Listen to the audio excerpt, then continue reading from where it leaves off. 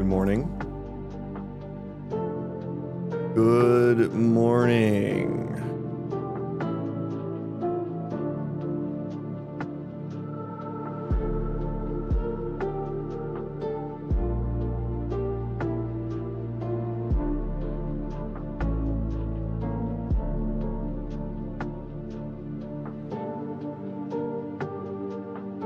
You could sit up here. One moment. One moment.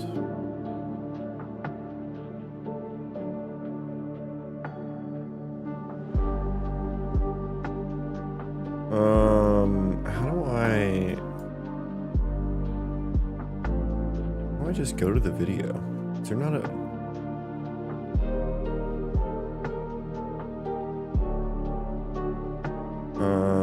Okay.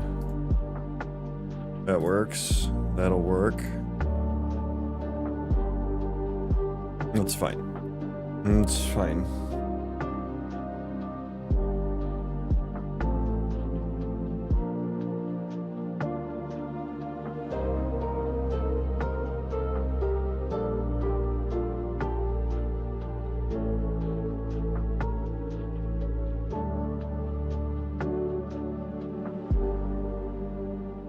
Wait, why? Hello? Okay, I'm almost there, guys.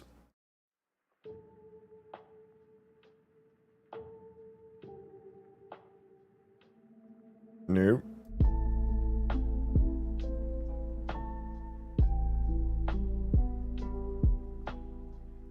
There it is. Okay, we're good. Good morning. Hot and fresh stream here this morning. Hot off the presses from yesterday's blueprint rant. And yeah, I'm back with a vengeance. I am untethered and my rage knows no bounds. A quote from It's Always Sunny in Philadelphia. Really fucking funny scene. Where he's ranting about the Range Rover. And the guy's like kind of talking shit about it, and it's like some old Range Rover or Land Rover. Range Rover or Land Rover? I don't remember, but he's like trying to sell it, and the guy wasn't like respecting it or something. It was just really funny because he's like a narcissist basically. Anyways, that's what I felt like yesterday when I was ranting about blueprints. But hopefully we can actually get some work done today. Hopefully. And I guess I need to figure out what I'm doing. Oh yeah, I was in the process of refactoring a bit, as I always am. I am in a perpetual state of refactor, a superposition state of refactoring. Pro hacking, hello, welcome in. Good morning. Good morning to you, good sir. And so, I need to figure out where the hell I was with that. I think my HUD is going to be one place I was at. Yeah, we're setting the main yeah, so I need to handle setting this content from places. Now, I guess I need to know, does this actually work? And so I think the building base object is one such place I can actually check if it works. Am I getting... Uh-oh, hang on. Let me refresh my... chat widget here. I'm getting double. Hang on. Let me quick test. Okay, we're good. Nope. Now I have 3. Shit, okay. Why am I getting... Oh, I know why. Hang on. Close those.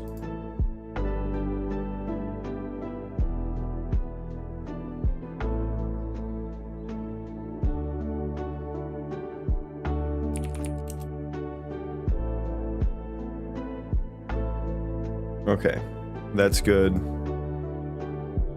I think we're good.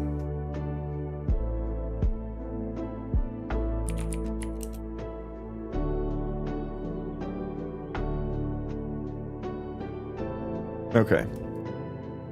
We're good. So yeah, let's you know what, let's run around. Let's run around for a bit. Here's the world. Doing some game dev this morning. Procedural terrain. There it goes. There's my pride and joy, my procedural terrain algorithm. I feel so cool when I say the word algorithm. Like when I say, oh, that's my algorithm, I feel so freaking cool.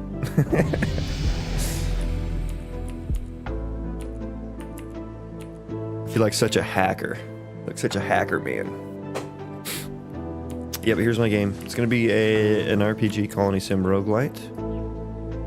Procedural, destructible terrain. I like this little plateau that happened naturally here.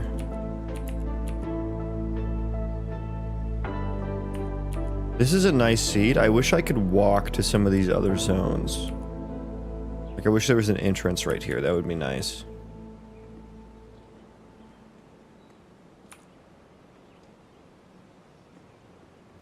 God, the leaves really get blown out with the LODs on that thing. I need to do some nanite versus LOD tests. Just to get some better understanding. Dude, the dither effect on these rocks is really strange. You guys see that? I didn't notice that before.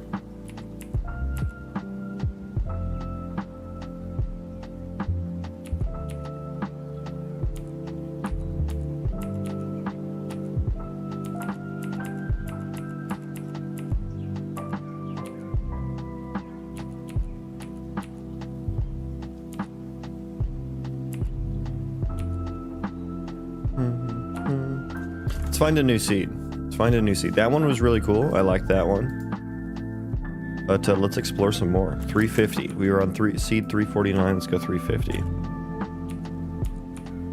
Okay, not bad. It's all one zone so far, it seems. Oh, there's another one right there. Yeah, this one's kind of standard. Kind of standard. This is a nice example of the altitude blending, though. You can see how it's like real rocky, pointy over here, and then once it gets over here, it's flatter. More flatter, more better. There's a zone entrance right there. I am in Shadowfell Crossing.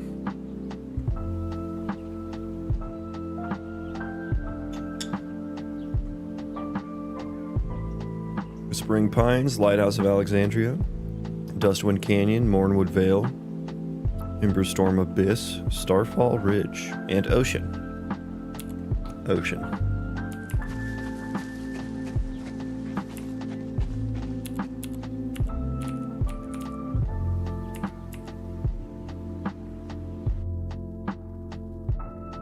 Okay, let's go to 351. I want a cool one. Give me a cool one for today. That's all ocean. That's bad.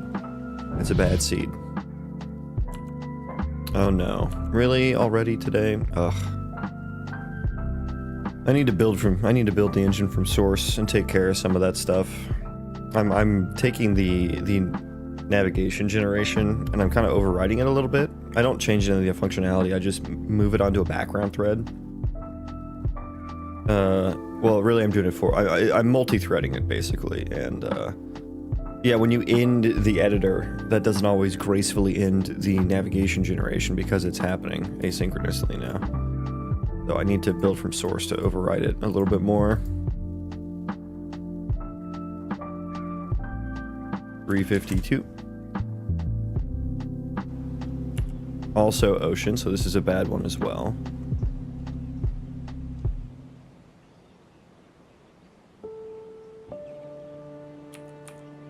Oh, well, we got a little bit there. 353. Are you using a Threadripper CPU? No, I'm not sure why you would think that. Aren't those for servers?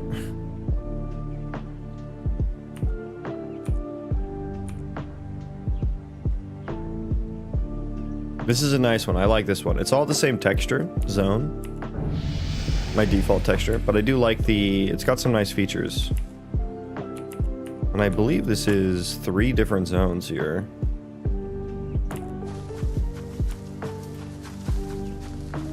I like the spawn point too. It's a nice vantage point. Where are we at? Oh, I'm right on the edge of one zone. I'm on Serpent's Spine Mountains. Warped Grove.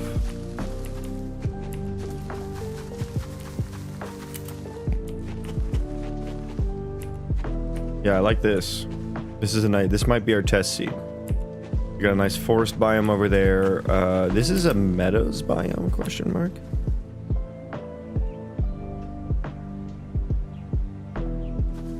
The Samurai Forest of Honor.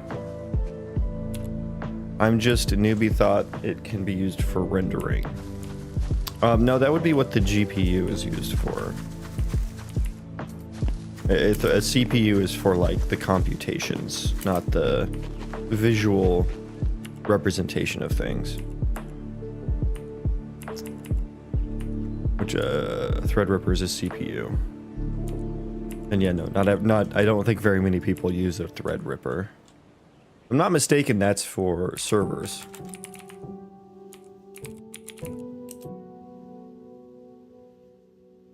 Oh no, I guess you can do them for desktops too. Okay. But yeah, those are like kind of overkill for a computer at this point.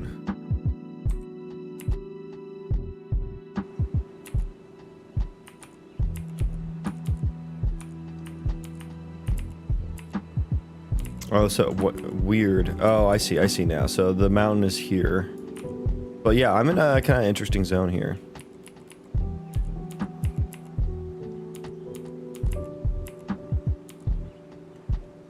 Bro, please help me, please. I really want to add muscle simulation to my character in Unreal Engine. It's probably rigged. Just suggest a paid course using any software you say. Buddy, I don't know anything about that. I'm sorry. I would encourage you to search online. Go to Google and search for how to do that.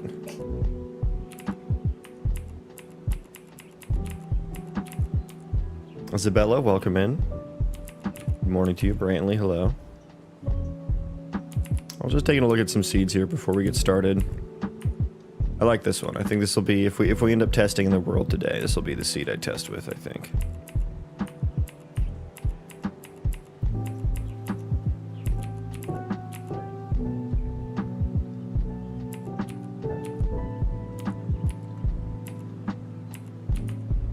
I wish this mountain had some more noise in it, although it's got a little bit. It's got a little bit of noise. Oh, I like how you can maybe... Can you walk all the way up there? Let's see, is that navigable? No, not really. Okay.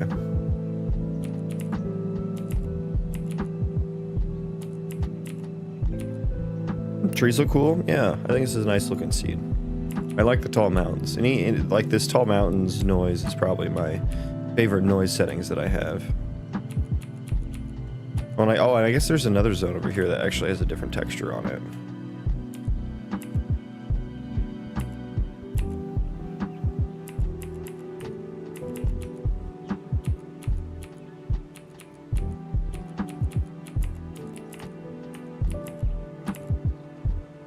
Yeah, but here's my game. Here it is.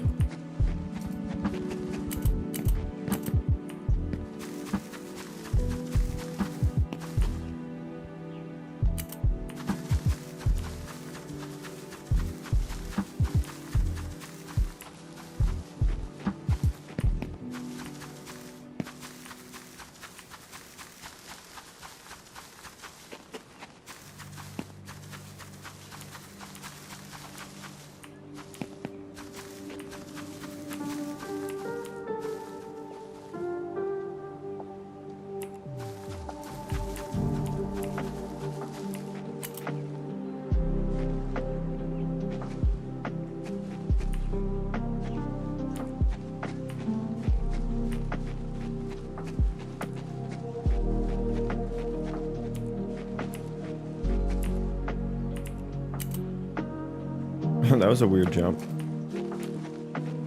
What is this little... Oh, there's like little plateaus.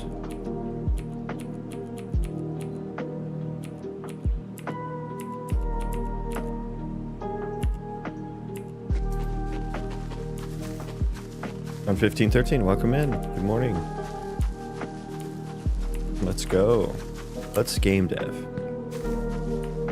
Wait, am I still using that asset?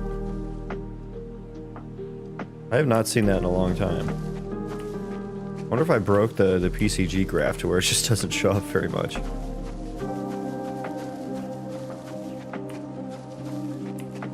Am I going with a similar art style to World of Warcraft? Does it? I don't think it looks like WoW. I mean, a lot of people come in here and say it looks like WoW, but like, I don't know, this does not, to me, this looks like the default stylized vibe, which is not what I want to go for.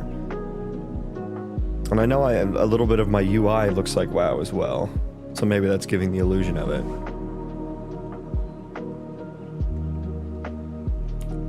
But no, I don't know what art style I'm going to go for. This is all placeholder assets.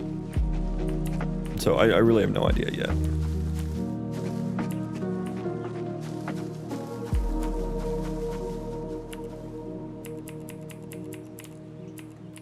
It was nice floating.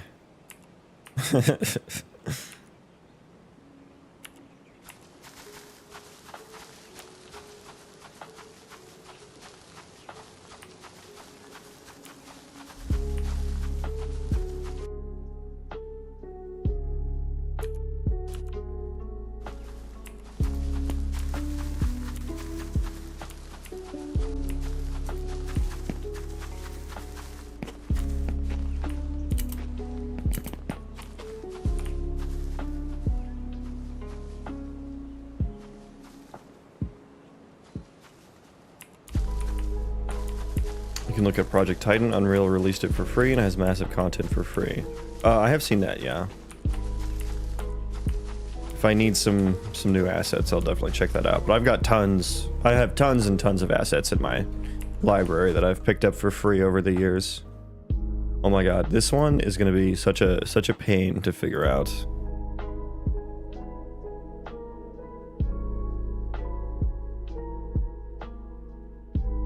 Entity 209.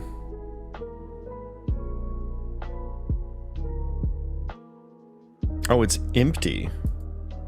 That's the first time I've seen it empty. Usually it's too much. Huh.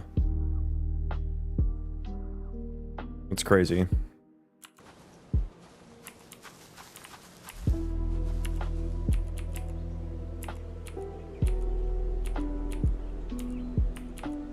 I would like to get my own assets made specifically for the game, but that's probably pretty far down the road.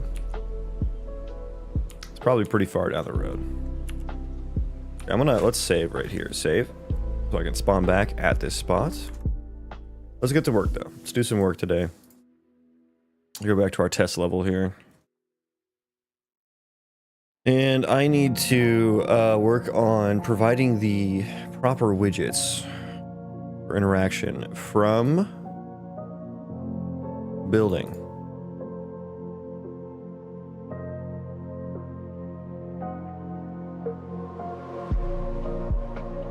Kind of hate the name of this. I think I want to change this to get interaction option widget.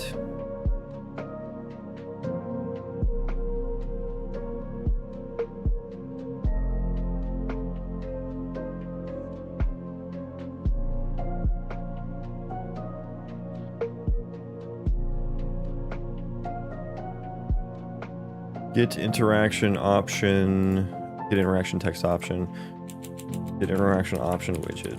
I think is what I want to name that instead.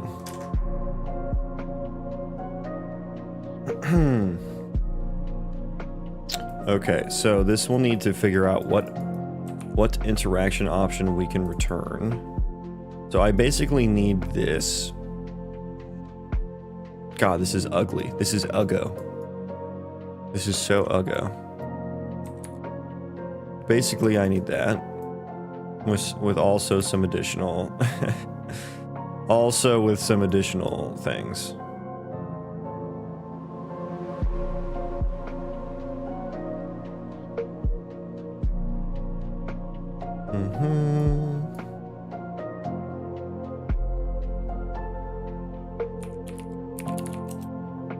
Let's do this, and let's make a local variable. Oh, why? Hang on. Why is my my UI is all messed up? There we go. That's better. Okay, so let's make this a interacting character. No, we want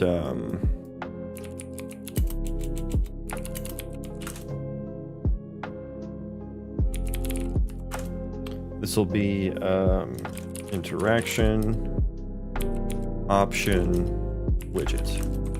Okay, so we just need to set that from wherever. And I suppose I just need to construct an interaction option text thing. Well, maybe I should. Let's just we'll store it on here.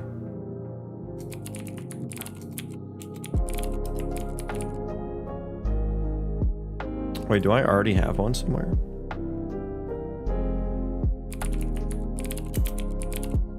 Or is it's just because of the local one? Okay. Tick. Local variables can conflict with the class variables. Fun. The rant is beginning.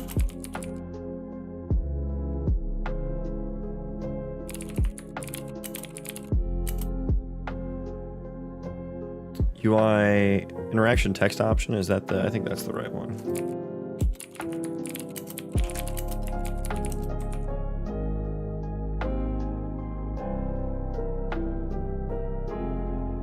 Interaction text option. No, that's a, is that the right thing?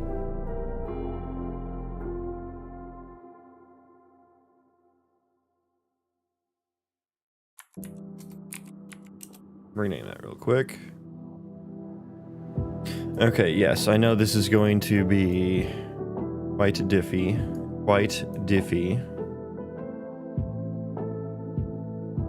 And this will just be like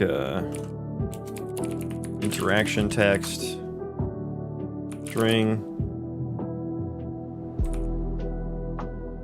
So let's just set this here.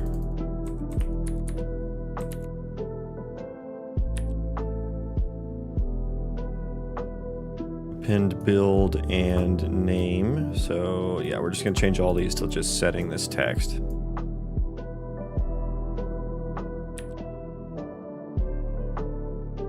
And then this set interaction text will be, I guess, empty. So I guess maybe we don't need to do anything for now. That could just be deleted.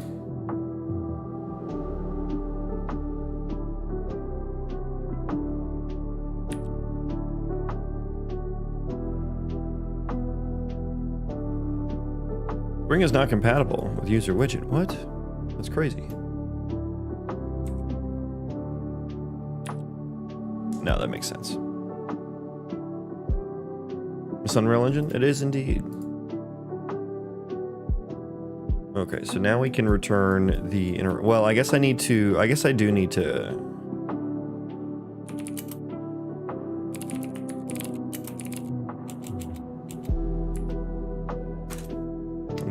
to do that.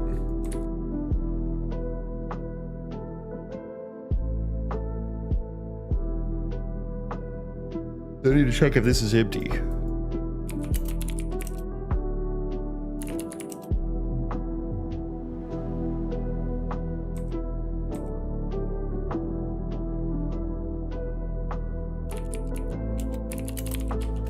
Yeah, return empty.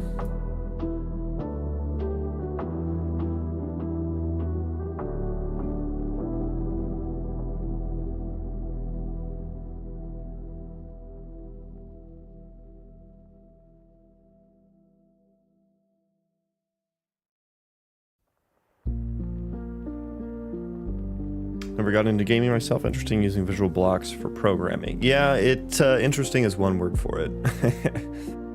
I was ranting about these are called blueprints. So I was ranting about blueprints yesterday. Kind of I like having the option, but I much prefer writing code.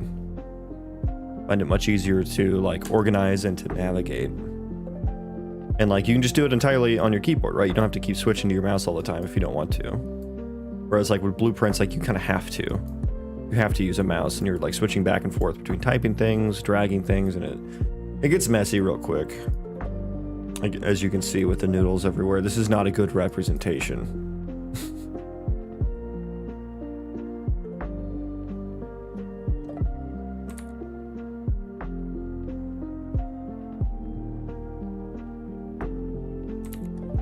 Can remedy some of this.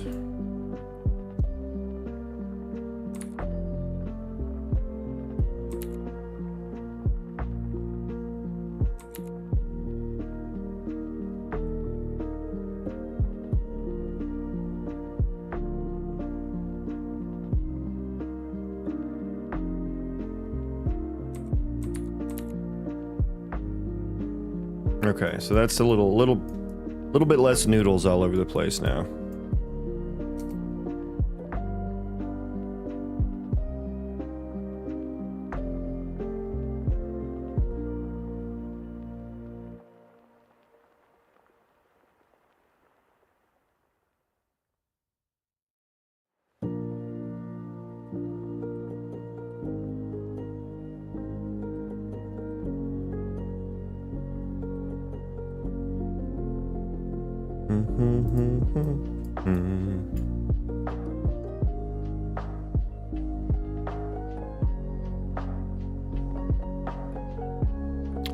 Organizing my noodles, don't mind me.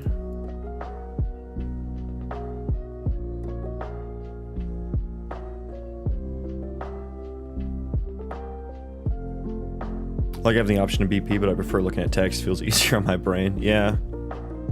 Yeah, I don't know if it's just like, am I bad at blueprints?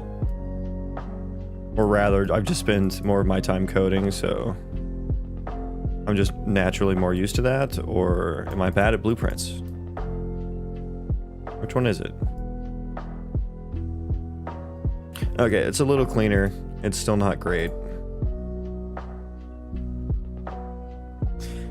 It's still not great. So get interaction text, I think I can probably... once again, I want that target button so I can delete this function.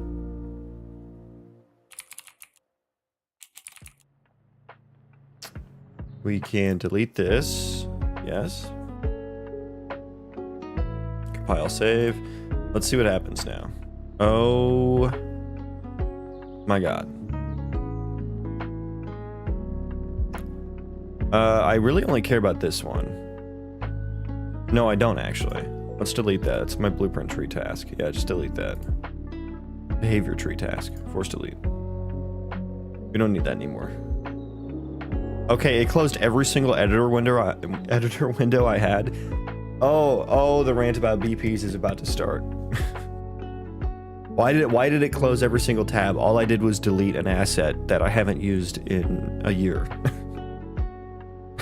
Thank you so much. Thank you so much.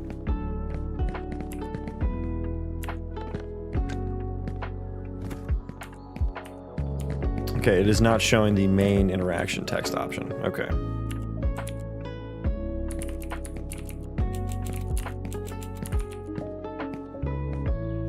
I'm an elitist and use Neofam. The Primogen follower. Out in the wild. Yeah, it does look very hackery. Probably feels pretty cool to use it. But I like my JetBrains products. I can't give them up.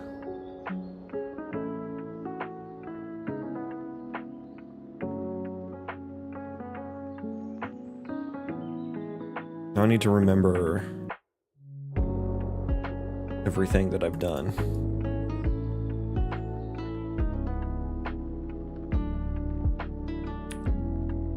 Okay, yeah, so we get here, set interaction widget content, main interaction option. Okay, beautiful. Not sure what I expected to happen there.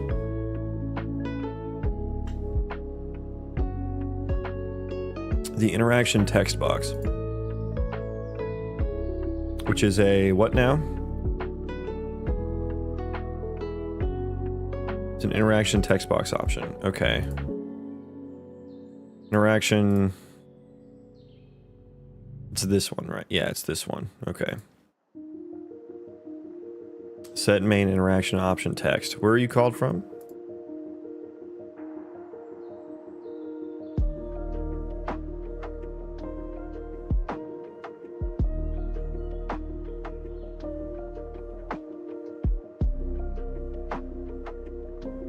Oh, it's this one. Duh. I was looking at the wrong one. Okay, yeah, that makes sense.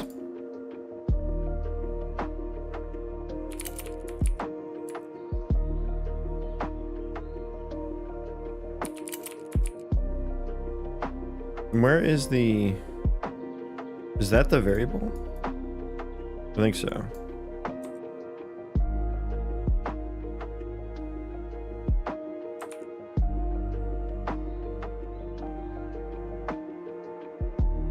Okay, so if we should be getting here.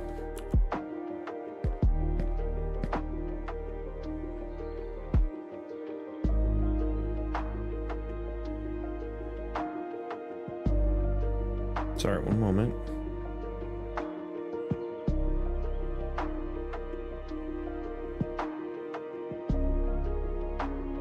How long have I been working on this? About wait, this system or the game? The game for 2.5 years. I've been working on interaction for like a week now, though. Hi, Mahjong, how are you? I'm well. How are you, Pavel? Krazen, hello. Welcome in.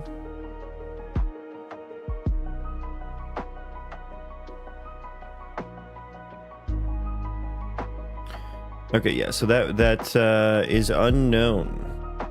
It is unbeknownst.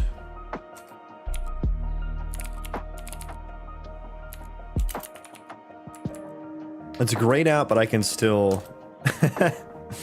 So weird.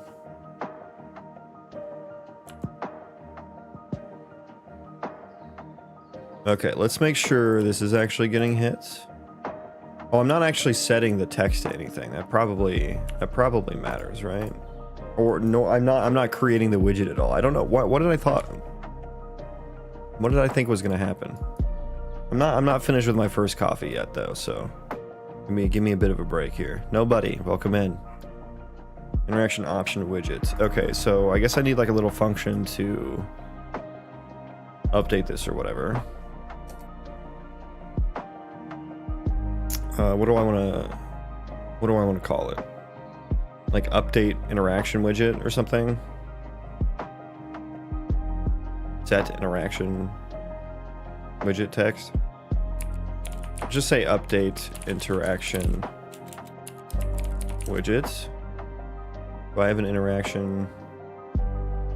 No, not really. Okay, well, we just want text on here, or like a string.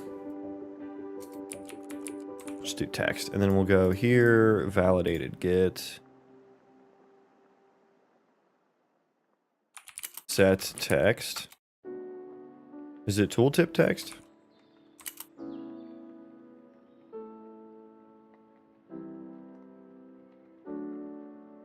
Oh, I guess I need to do the construct for it. Yeah. If it's not valid, construct object from class, interaction text option, UI interaction text option.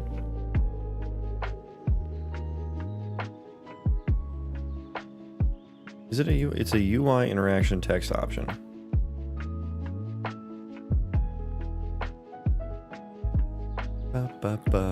And then how was I setting it before?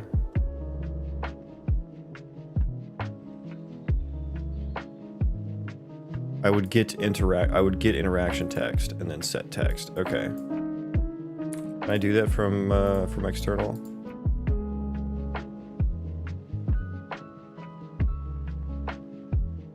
But I guess I can just call it. What is this? It's the that's on the text box. Okay.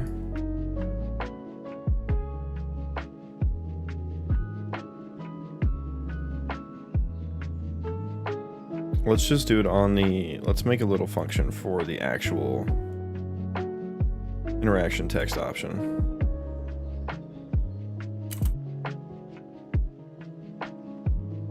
Oh, is it interaction text box option? Interaction text box option. Okay. Whoops. Sorry. So that should probably actually be a UI interaction text box option. Yeah, change all that. How long did it take for blueprints to click, or do you have a programming background? Yeah, most of my game is in code, so yeah. Mostly programming background. C++. Unreal Engine's in C++.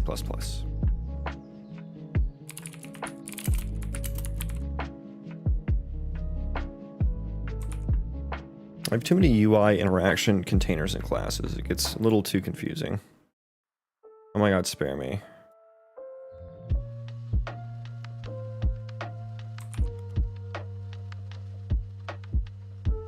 Oh yeah, he's back in the saddle, I know. The rant almost already started, Odd. I deleted an asset and it closed every single one of my tabs.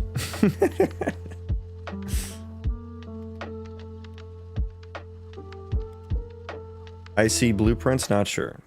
Yeah, this is C++. This is C++.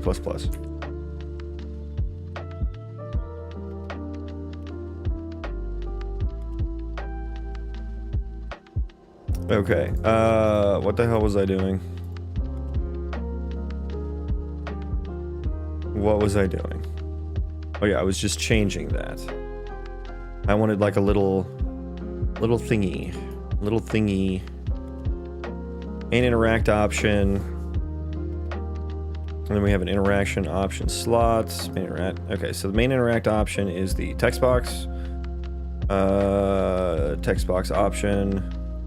On the text box option. Oh, that's text option, not text box option. So confusing. There we go. There it is. It's beautiful. When you start a UE, did you just jump head in or follow any tutorials to learn the base? I just jumped in.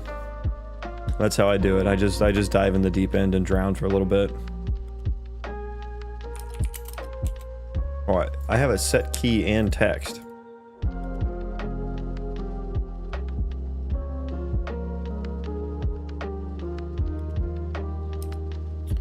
I mean, do I really want to write that interaction? Yeah. Call set text on this bad boy. That'll actually take in a string.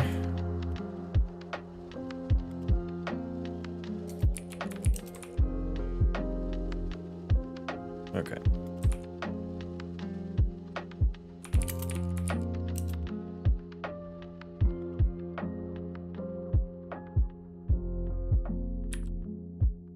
Come on in, the water's fine. Okay, so now we can use that. Here.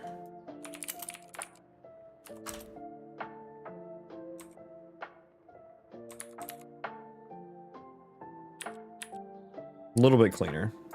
A little bit cleaner. We're not leaking implementation details out of here now, too. We love that. All my homies hate leaking implementation details. And now we can set that from here.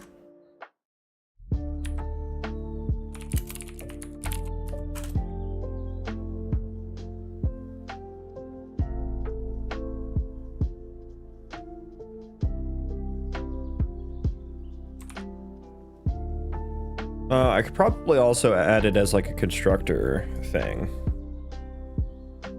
But I think this is a little easier. A little more straightforward, I suppose. That is the update interaction option. If it's not valid,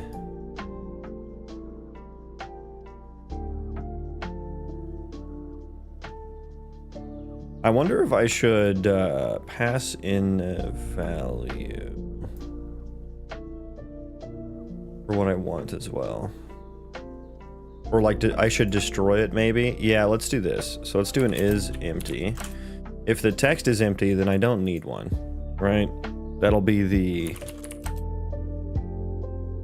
North Star.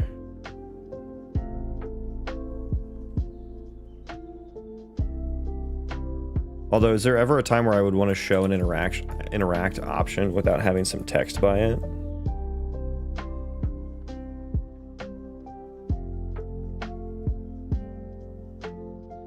Is empty. Yeah, I guess we would just set to empty there.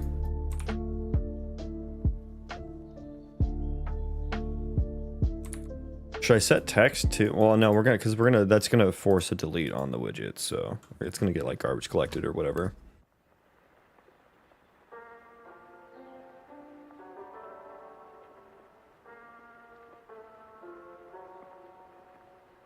So I need like a set interaction.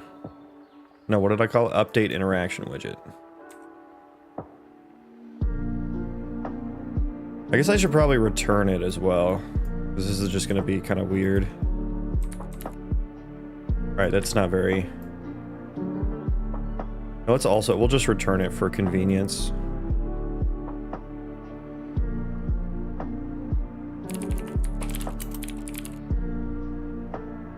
UI interaction text. It was text box option. That's the crucial part there.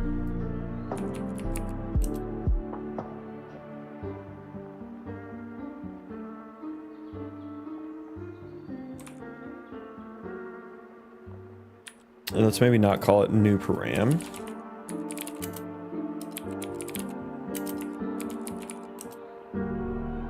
There we go.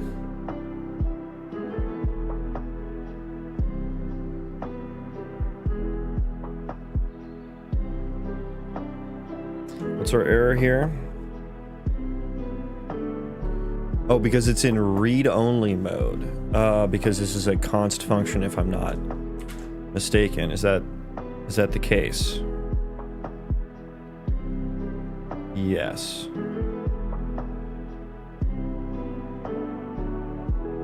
Aha. Well, the other ones are as well.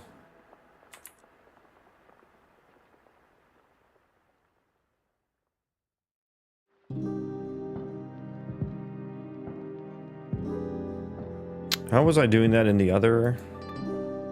Wait, how was I handling this?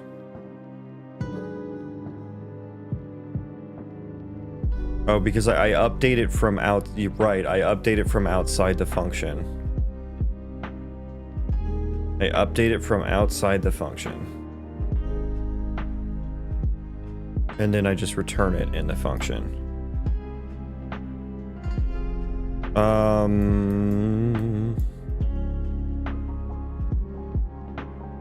Is that a paradigm I want to continue to use? Because yeah, that did make it very...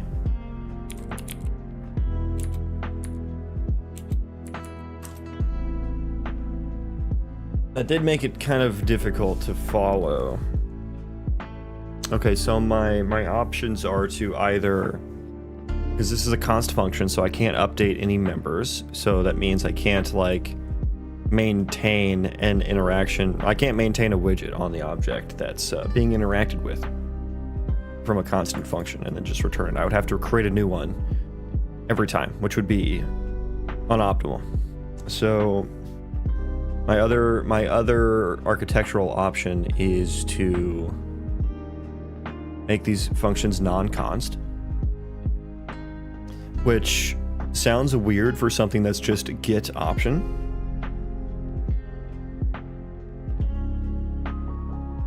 But it does make it kind of nice to do things like this, where I can put all the logic in kind of one place. That's all based off of like pre-existing data that's already on the object. Now this creates a level of abstraction where you have to sit there and think, okay, the object is blueprint. You know, if I'm like, you know, somewhere else in the class here, I have to sit here and think, oh, it's construction allowed blueprint. It doesn't have all the required resources. Like, what does that mean for what it shows? I mean, I guess the answer, you just go here. So that's kind of, it kind of makes sense. Whereas like the other pattern is to, like, this is very prevalent in the NPC character that I was working on last week, or the last few streams, where his interaction options, like, he updates them and sets the widget every time the user selects something. And then, like, for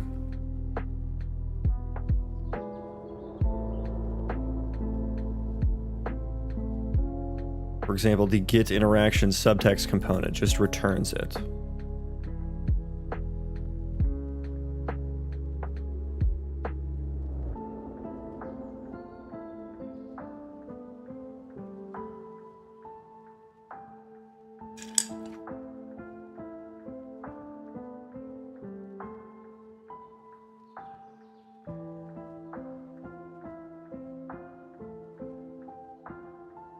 I don't know which option is cleaner. Like, the const function makes my programmer brain feel good, but it does make it a bit harder to work with.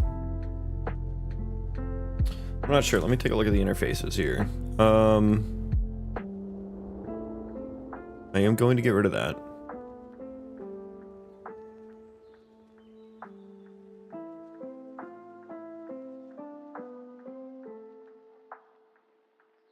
It does feel a little weird. It does feel a little weird.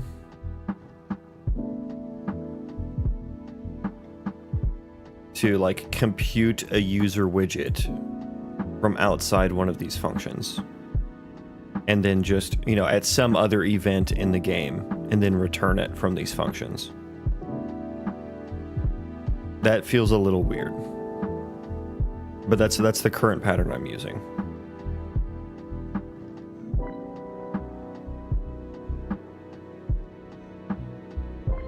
And the reason I want to even return a user widget to begin with is for like customizability, right? So that things can like put their own widget in there if they want to. But I don't want to be like creating widgets all the time either. So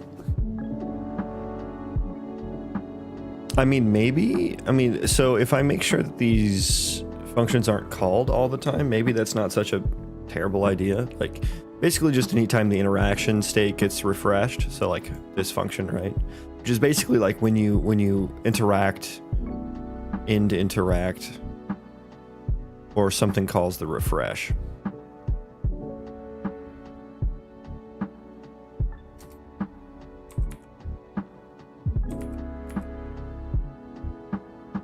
So maybe it's not so bad to create a UI widget every time, because it's like the alternative is either I'm just taking up a little bit of memory. I don't know how much memory like a freaking widget takes up. And maybe I'm just taking up a little bit of memory hanging on to these widget pointers. Hanging on to these widgets.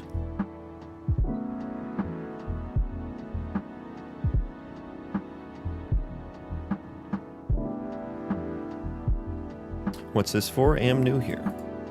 This is for my... Yes, save everything. I think we could play regardless. Yeah, so this is for my video game. RPG Colony Sim Roguelite is what I'm working on with procedural terrain. Here's the procedural terrain algorithm doing its thing. It'll be destructible as well. We've got like AI generated quests and stuff. Today I'm working on just more interaction stuff, I guess. Which I've had working in the past, but I have been refactoring quite a bit.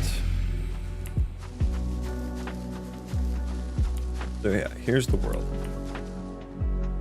And then I just have colonists spawn and buildings that I can build that I need to interact with. And so I'm working on refactoring some of my systems.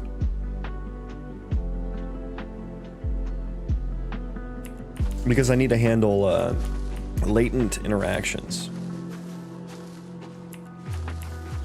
And this is for the AI logic, for when they like construct buildings for me and stuff. Is what I'll need like the latent actions for.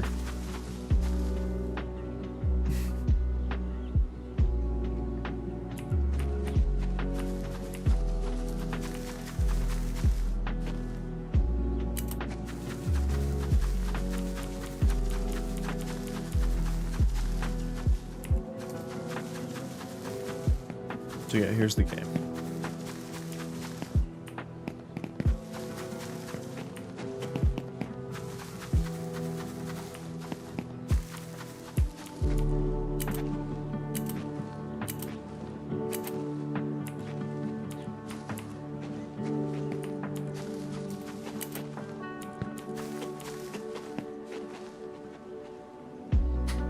But yeah, back to work.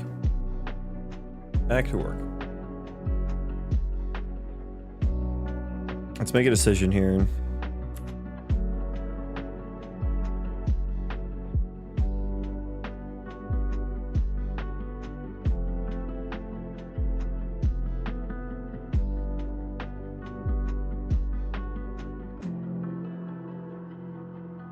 Yeah, and this is going to be for every building, so hanging on to a widget for every building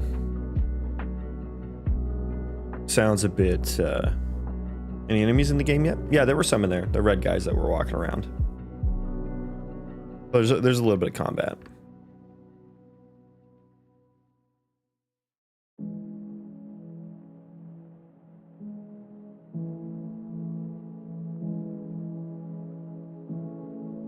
I can't say I have a favorite type of soup.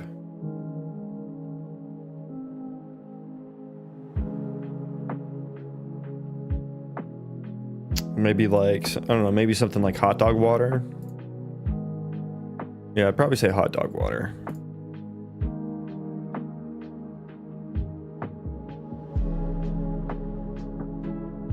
Okay, so I kind of want to just return it. Return a new one every time. Because yeah, every building hanging on to a widget to show. I mean, I could just make it null pointer. And I do make it null pointer when it's not shown. So maybe reuse the same widget. That's what I have now. That's what I have now. But it's leading to a pattern where, because these interface functions are constant functions, to maintain that widget on the object that is being interacted with, I have to calculate it from outside of the function, which leads to fragmented logic, making it kind of hard to follow. I think that's why that's why the NPC stuff was taking so long. Yo, guess what? What? So I'm kind of thinking like maybe either my options are to either just return a new widget every time, because these don't get called every frame, and they shouldn't. They should only get called when an interaction changes. So either when refresh interaction is called or when interact is called. So that it's not happening every frame or anything like that. Or I could just make them non-const. But I'm kind of leaning towards leaving them const, so I am forcing I can kind of force the logic to stay local. I think that might make it easier. I'm turning 20 today. Well, happy birthday.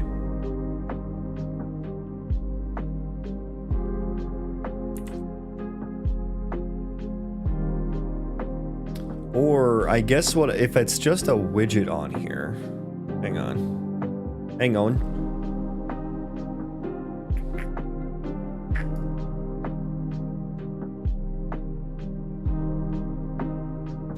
It's just a widget on here, and I want to set it.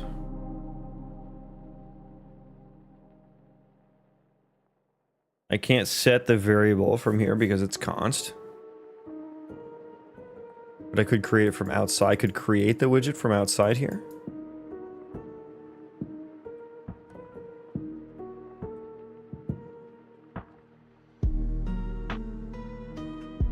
I could create the widget from outside, but for a building, the building would need to know whenever it is getting looked at, which is kind of a weird concept too. God damn, I feel like there's no great option here.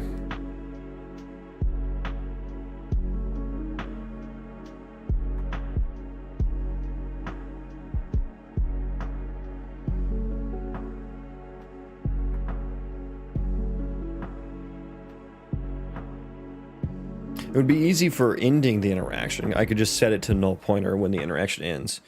But I need to display something before the interact actually starts to like show to the player, hey, you can interact with this thing, you know? So, I don't know. I'm kind of leaning towards just creating it every frame. I'm kind of leaning towards that.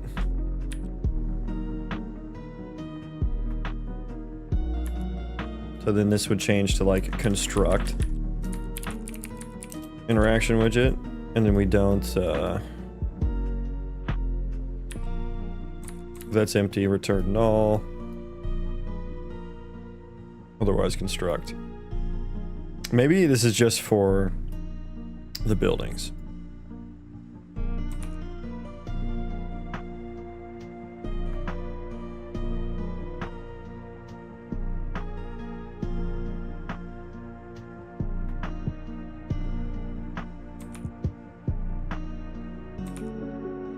We just call it building it now. There's too many build related things here. So construct widget I think is good. Okay. Building container.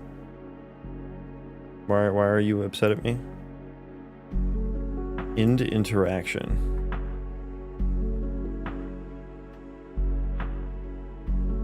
Oh, I don't know why this is all of a sudden failing. I just need to set is being interacted with.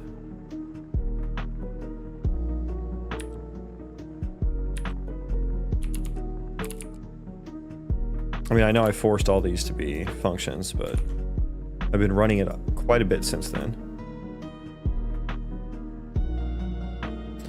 You don't need to declare them as constant, but you can remove it and see. I do in that case, because it is being called from another constant function. It was not compiling before I had that.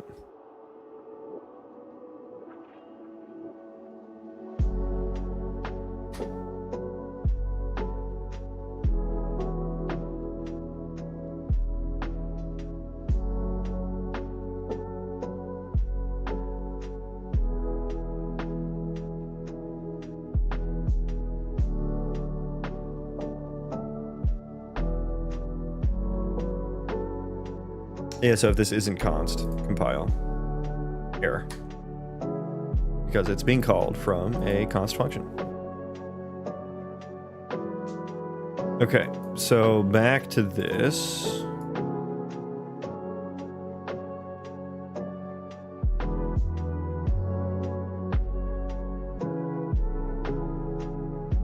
What was I doing? I forgot.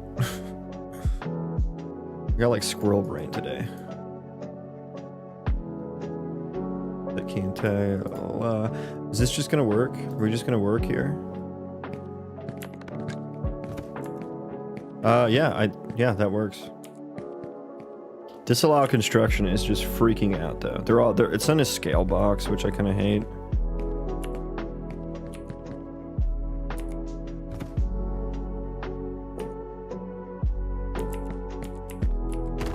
Okay, yeah, so the interaction all still works.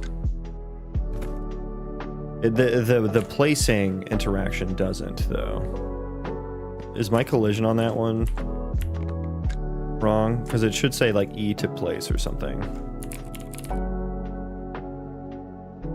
What's my collision settings on this? It's set to... Oh, that's on the static mesh. Well, yeah, it's set to block... Yeah, it's set to block visibility. Why am I not getting a line trace on here, I guess, is the question. I feel like that should be saying, if I'm not mistaken. Why is the UI shivering in fear? It's because it's in a scale box. And so it's like, I just need to change it.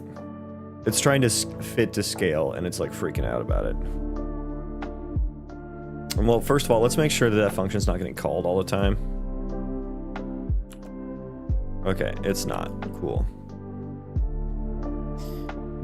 If is blueprint has all required resources.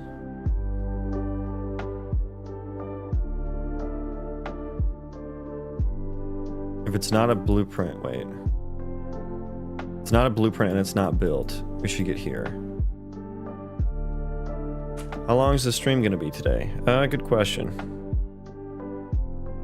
Let me check the schedule.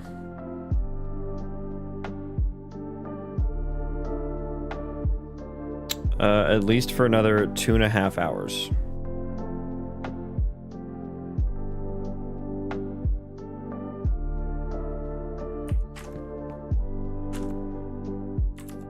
I guess let's throw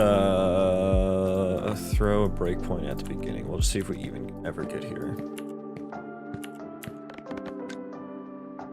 I never get there, so I don't even think we're getting a hit. I don't think we're getting a hit on it.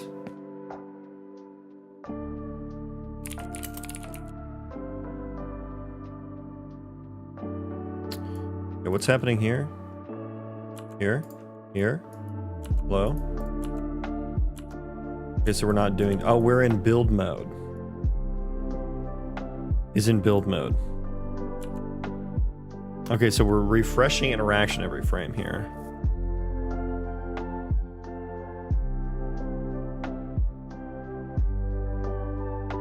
Maybe just use a horizontal box to contain them and just display... Yeah, I understand how to fix it, I just haven't.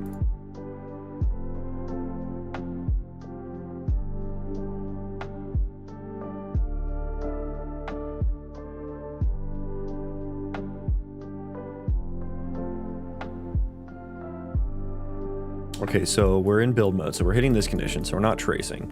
Oh, why did I do that? What was my theory for doing that? What was my theory for doing that? We just update the interaction widget and we call it.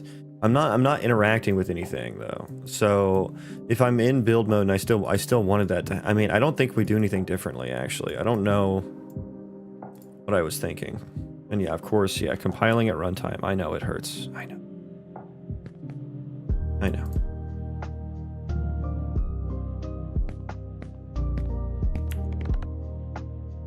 Okay, yeah, now we're getting here. It's just stuck at interact now as well. And also, it's not long enough. Okay, I think I know what I'm gonna do now. Okay, so put that back. So if I'm in build mode, I don't need to do a trace because I should already understand what is happening. I also don't think I want to refresh interaction every frame either. Let's pop that bad boy out. We're not going to do that anymore. We're going to keep him around just to make sure we can go back.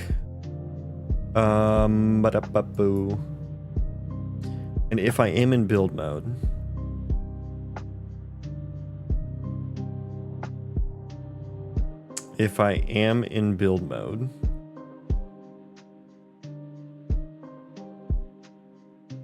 refresh interaction. What would refresh interaction? Would I think I just need to call update interact widget here with, because the trace isn't going to reach far enough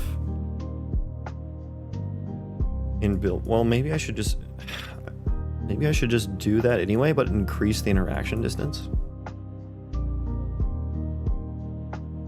Yeah, maybe just increase the interaction distance when it's in build mode, but still do the same thing. Okay, change my mind. So skip that. But we are going to do a select float here. Interaction distance, if we are in build mode, just 9999. Probably enough. And we do the same logic.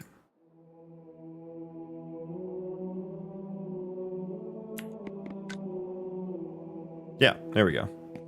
The building just needs to...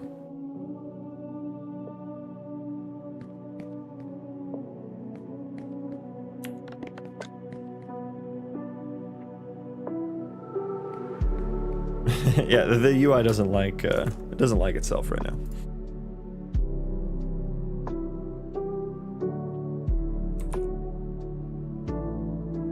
Okay, so that's good. Let's first of all delete that. I'll keep this around just to make sure this is what I want to settle on.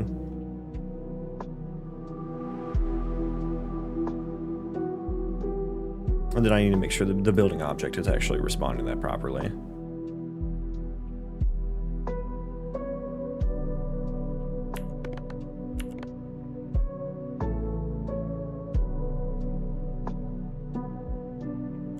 Okay, yeah, breakpoint there. His blueprint is false. Okay, let's step forward. And then we get... I should get here. That's where I want to get. Yeah.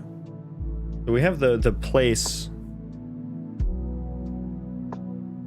Wait, what am I doing here? Oh, whether or not I want to put the blueprint on there. Is that the best way to do that? I don't know. That's kind of messy.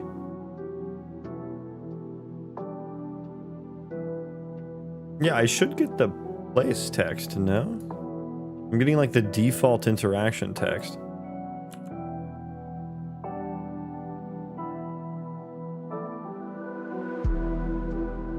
Yeah, why am I getting the default interaction text? Place dummy foundation blueprint. Yeah, that's what it should say.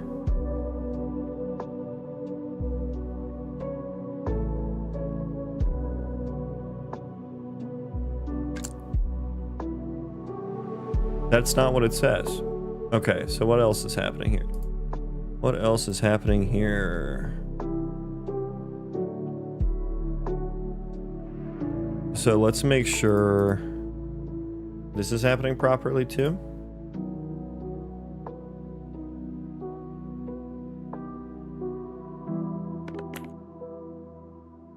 Yeah, I don't need that anymore, but that is a good stopping point. Input object. We do have the interaction text option. Can I see my text variable?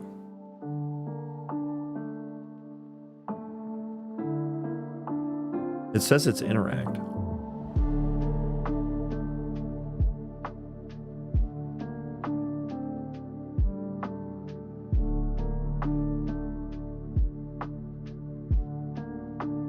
Okay, let's try that one more time. I'm gonna go here.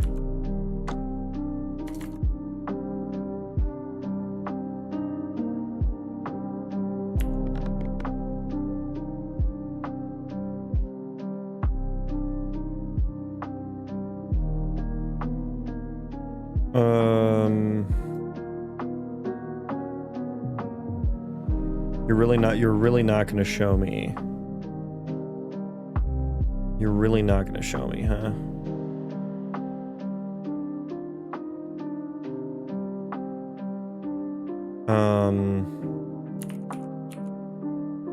Can I get the interaction text box? There's 3 of them. I don't know. I don't know which one is which.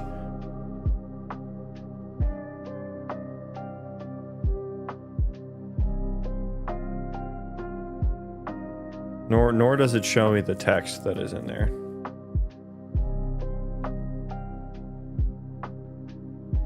Okay, so this was not going to show me the information that I thought was going to be here. It would have helped me. Open up the call stack again real quick, though. Yeah, so we're getting here. Let's breakpoint there instead.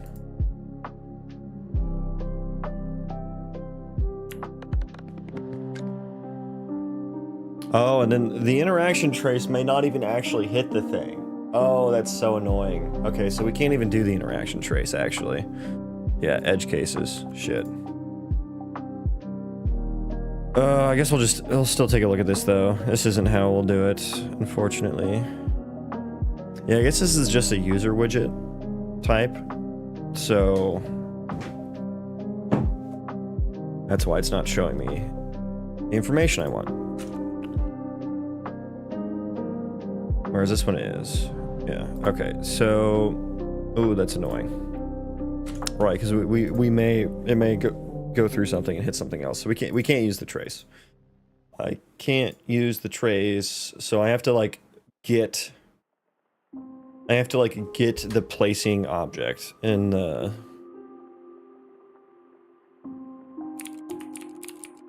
Update interaction trace, okay. I knew it. I knew we were gonna need this. That Mulan was a troublemaker.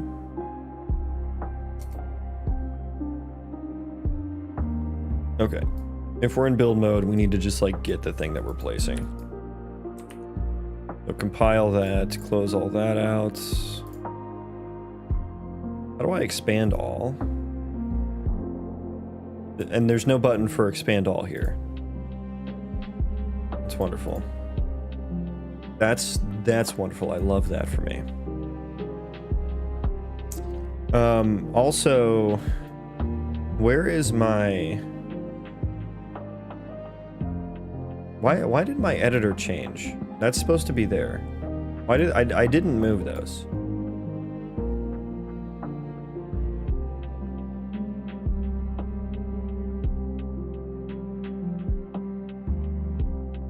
Wait, where is the...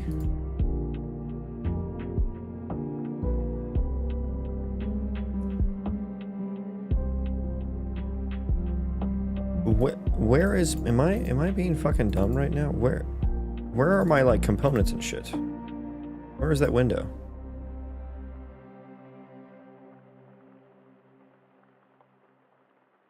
Components. Why did my editor change? Oh boy. Oh, I'm gonna start ranting again. Oh, I'm gonna do it. Oh, I'm gonna do it. Why did this all my layout all changed for some reason? I did not touch any of that. God damn. Okay, we have the building component. We have the building component.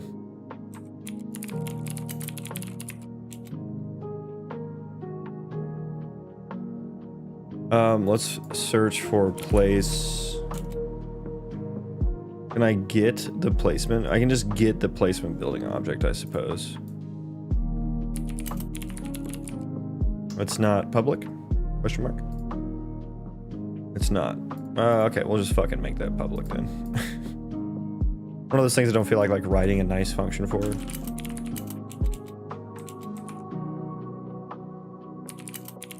Oh, I have to cast it to the class now. Because that's a, that is a blueprint only thing. So cast to building component. Oh, that's a building widget.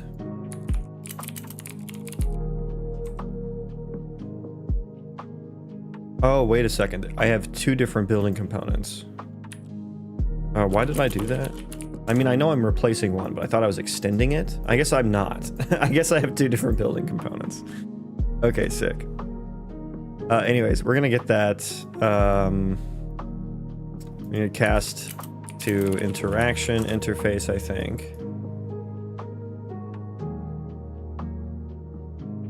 And then update interact widget. Well, no, I don't want to call this every time, though, right? So let's do this. We'll store it in set interacting with. I love that. And we'll just say if not equal to get interacting with, then we'll do it. That way we don't call it every frame. If they're not equal, we set interacting with. We'll cast it to the interface first. So if it's not valid, we don't get there.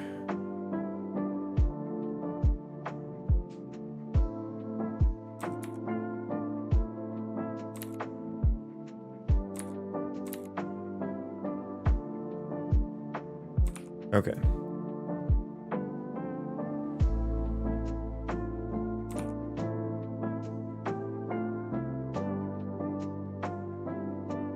Have you tried handling the widget logic in C++ instead of blueprints? Then you just have to handle the layout in the widget EP.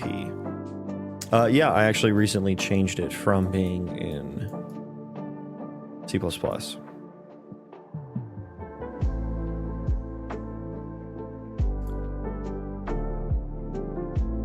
And this system for the interaction trace is like,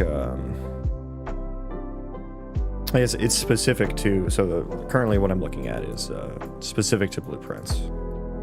The interaction system overall, though, it feels, because like the whole system works by creating widgets and returning them from an interface functions. That felt really bad in C++. Like I don't like to do UI related stuff in C++. And my interface functions have the ability to return custom widgets so that the things that are being interacted with can be like, hey, here's what you should display if I'm being interacted with. Yeah, creating those in C++ is not good. It's a lot better in blueprints. UI stuff in general. Okay, let's see if that worked. Can you just make a bool and name an active piece and run the UI based off the active piece you're trying to place if the cast isn't detecting anything. Yeah, I mean, there's a lot of, Mark, there's a lot of things I can do. If I was building the system from scratch, that would be like, you know, a good suggestion. But right now it's all about how do I get this to work with the existing systems that I have? Right? That's what I'm sitting here trying to figure out. Not necessarily, you know, what's the base logic for getting something to trace further, or what's the base logic for, you know, getting, you know, just, you know, storing a bool or anything like that. It's more so just about how do I get it to work with all the existing systems I have, of which there are a lot. There's a lot of idiosyncrasies and considerations I need to make therein. Now we're still getting the base interact one. Where's my call stack at?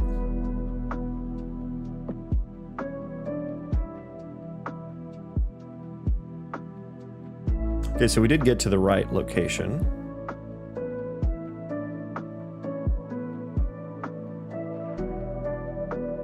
Which means we did call the get interact. We did call the get interaction. So am I not setting the widget text properly? I mean, I thought the other ones showed up correctly.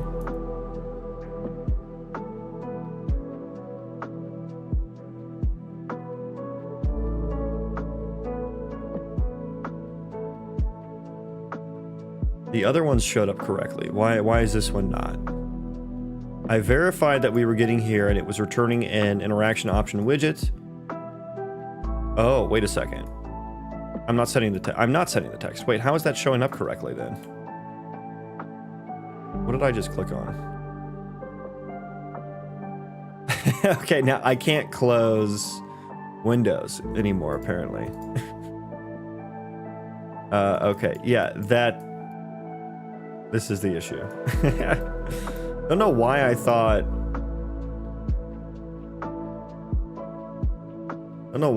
that would do anything. The other ones were working because it was before I changed it.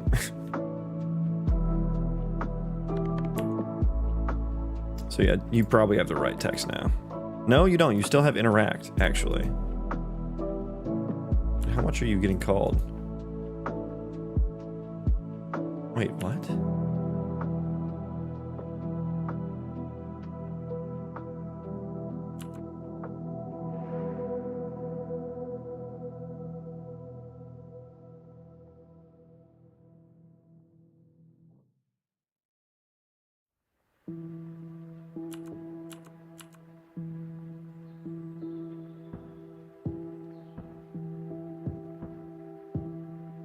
Wait, why did that get called?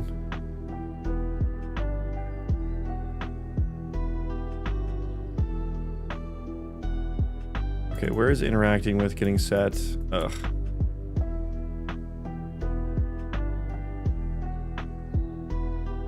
Yeah, where is interacting with getting set?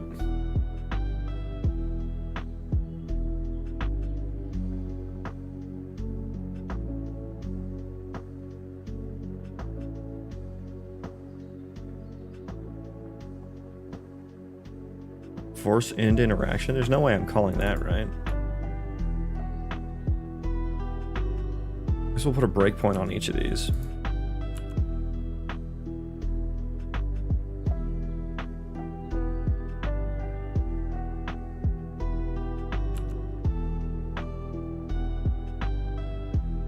What is the name of the game that you are creating, and can you tell me what it's about? The name is called My Project. It's going to be an RPG Colony Sim Roguelite with procedural destructible terrain and AI-generated quests. So, okay, here. Why am I getting here? Why am I here? Maybe end interaction if too far. Ah, yes. Okay, I see now.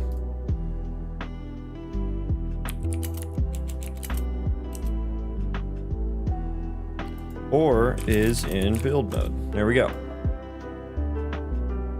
So we don't do nothing. We're in these two special modes.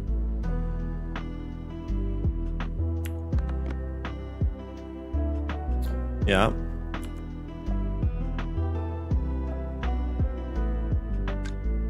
Yeah, okay.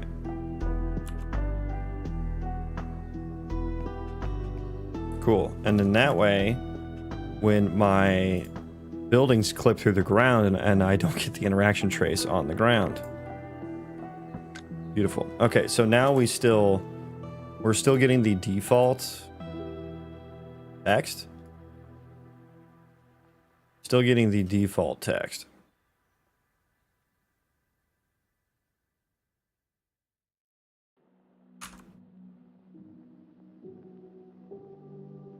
Is empty, return null. I assume that's when it's showing the default. So wait, is it empty?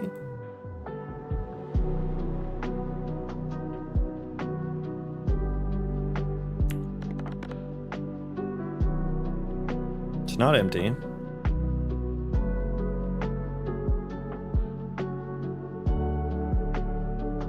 All right, this is just returning the widget thing, so it's not actually going to. Let me look at this. Set text, interaction text. I mean, it's setting the fucking text. What more do you want from me? What more do you want from me? Okay, do the other interactions work? Let's just see that. See that.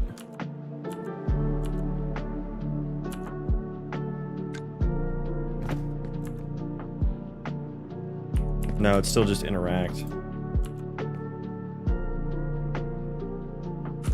Yeah, it's not returning the right text. Oh well.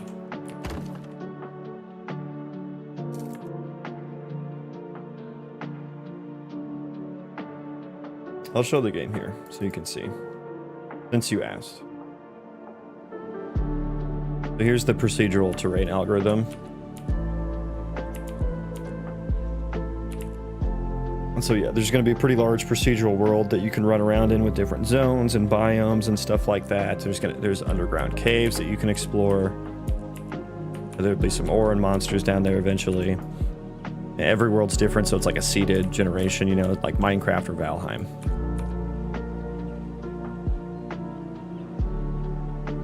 And this is just one small section of the world. Here's the world map. And so there's me. I'm probably only generating, you know, a small radius around the player at the moment. Yeah, we're in like Warped Grove, Serpent Spine Mountain, Pasture of Peace, Azure Plateau, Stonefang Hold, Frost Shadow Hollow. Yeah, that kind of stuff.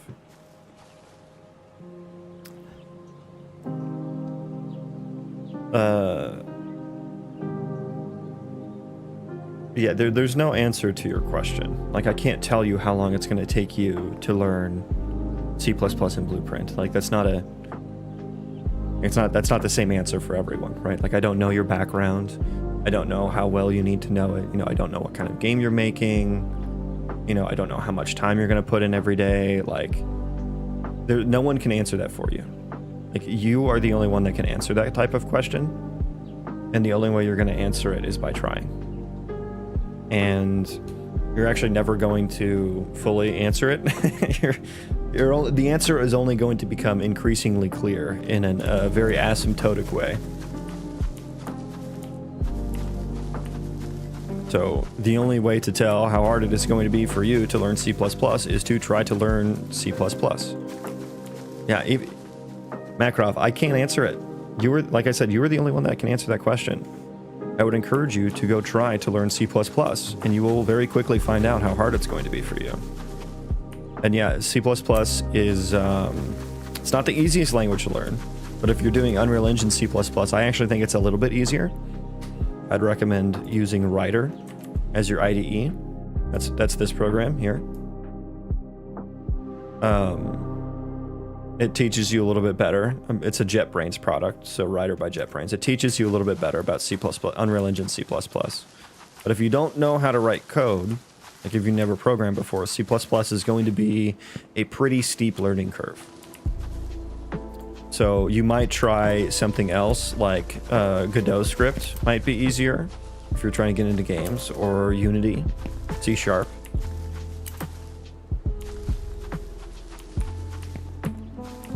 Yeah, you're only going to find the answer to that question when you try.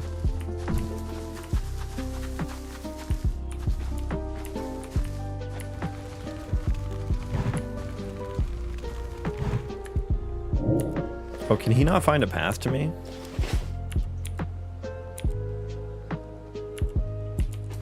Oh, yeah, he was kind of stuck there. Why weren't you just casting fireballs? Those fireballs hit so hard, man.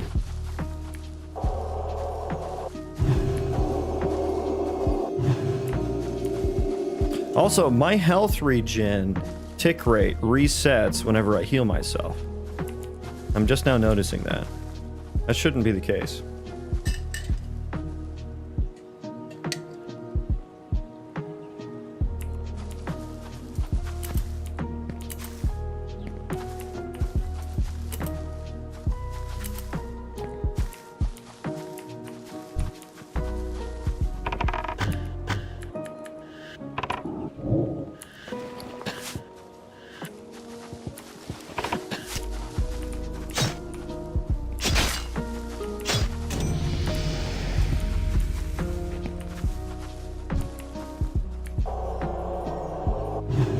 Yeah, it like resets my health regen. That's annoying.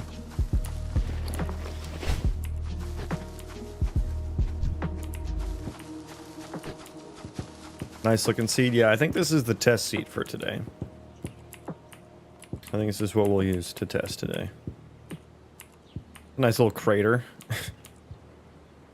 I really want like crazy ass environmental effects to happen. Like imagine you piss off some god and they send a meteor down and it just creates this crater in the ground. Like I could totally do that with the destructible terrain, right?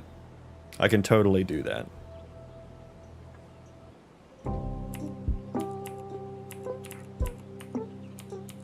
So that'll be really fun to get to. But until then, we're gonna work on fucking interaction stuff.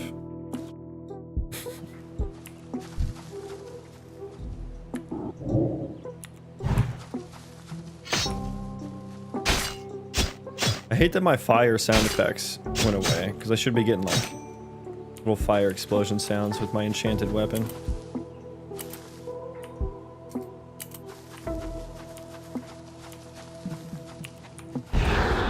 Ah, you're stuck. He's trying to move, he can't. There he goes.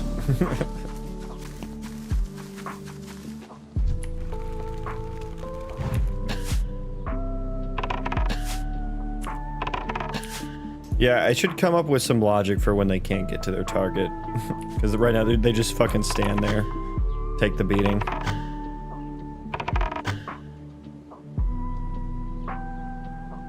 Oh, he's too far away now. Alright. He ran away.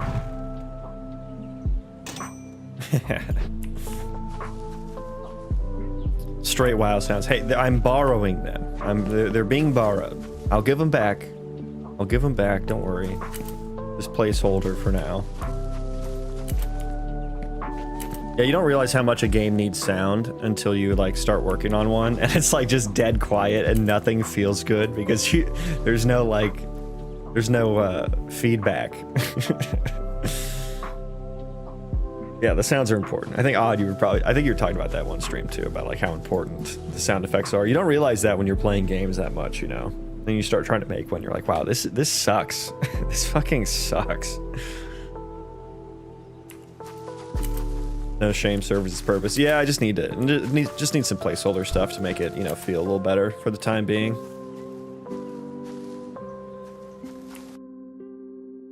Okay, let's get back to work.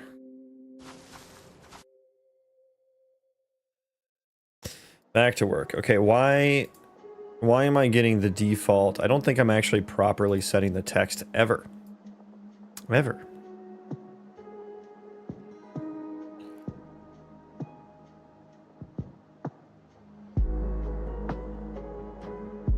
How long have I been developing this game? Over 2.5 years. Approaching 3 years now.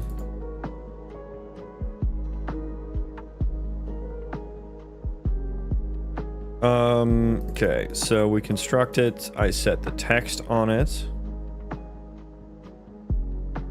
I guess I can go here and see what it is. Although set key and text. Where are you called from? Maybe this is conflicting.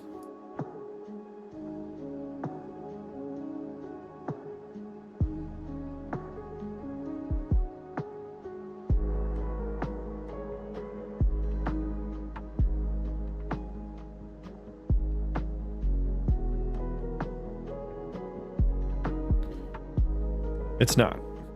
It's not.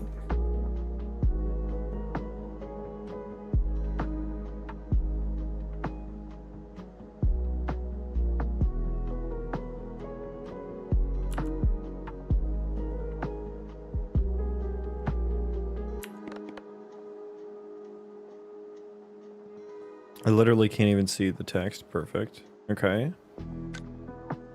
Yeah, why is that not actually...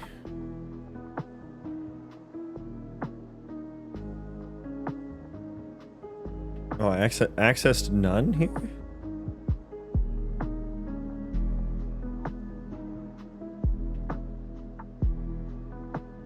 Interaction text. Did I really actually get none there? Yeah, your procedural terrain is awesome. Thank you. I'm quite proud of it myself, actually. Not so proud of the other aspects of my game, but the procedural terrain is one thing I'm kind of proud of. I'm not sure if I want this for my game. Still thinking about it. I was wondering, what approach did you choose? Like, is it PCG with custom C++ node graph, or fully doable in PCG without adding custom node logics? Or is it, or even full-on compute shader dispatch from your C++? I have compute shaders. All of my noise and stuff are calculated from compute shaders. I have a height map compute shader that does a bunch of biome blending and distance-based blending between the different terrain chunks. It has parameterized noise inputs, so that's how the different zones look a little bit different, have different different noises on them and stuff. And then I do like a border spline, height interpolation. I apply some height curves, altitude offsets, that kind of stuff in a height map compute shader. And then I also generate a 3D noise compute shader. That's for the caves. And then I have a custom marching cubes compute shader that stitches them together. That's how I did it. I'm contemplating just moving it all back to C++ or to the CPU rather than running on the GPU. This is Unreal. Yes, this is Unreal. Because in Unreal Engine, you only have one render thread to run your compute shaders on, and even though they're faster, it's not necessarily more resources, right? So I'm thinking about rewriting them on the all those algorithms on the CPU, and just to do a comparison to see which one is actually better for me. Sounds like you want to do this in PCG though. I think that would be technically possible because they do have the dynamic mesh nodes, and you can, like, I think what you would want to do is you would want to use the create grid node. You would want to set the position.z variable to some, you would run like a attribute noise on the grid points, and then you would set the grid points z value to the attribute density value multiplied by whatever your height curve is. So create like a curve asset like this.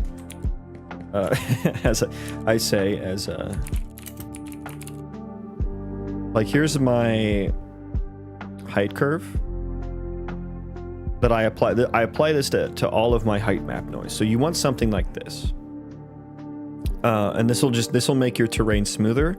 And then you can also give it, like, see how I make it kind of flat here in some of these places? That'll get the player some actual kind of flat-ish area to run around on, so it's not always flowy and curvy. And that'll create some nice little valleys and stuff like that. And I actually go under, so zero's right here. And so anything between 0 and 0.3, because the noise is a normalized value, 0 to 1, right? So anything between 0 and 0.3 actually gets decreased. And so you'll come up with some curve like this, apply it to every value from the spatial noise that'll be on your, or not the spatial noise. Yeah, the spatial noise. I said attribute noise. I meant spatial noise. Okay, I'll just show you what I'm talking about here. If you want to do it in, I have no idea how well this will run. It's probably not going to be as performant. So you'd want to, like, create grid, create points grid, set your values here for how, you have to play around with those. Do a spatial noise. Perlin 2D. Yeah, you'd probably want to stick with Perlin for now. You can play around with the settings there as well. And then you would want to, that's going to put it on your density value. And so you'll take that, and I don't know, can you apply a curve remap density? There you go, perfect. There's a built-in one already. So you can plug your curve in there, it looks like. And then I would just multiply by whatever your, well, the scale might, depending on the component. I think you probably just set the component scale actually. So I think maybe here we just create, you know, create your dynamic mesh.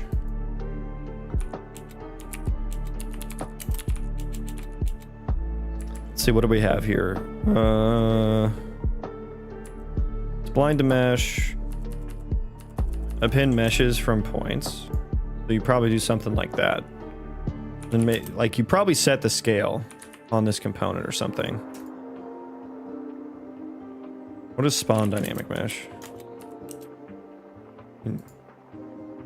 And you probably want to, like, I don't know, pass the dynamic mesh in or something so you have some more control over it or something. I don't know. But like you'd probably want to set the scale somehow on the dynamic mesh component that gets output from this.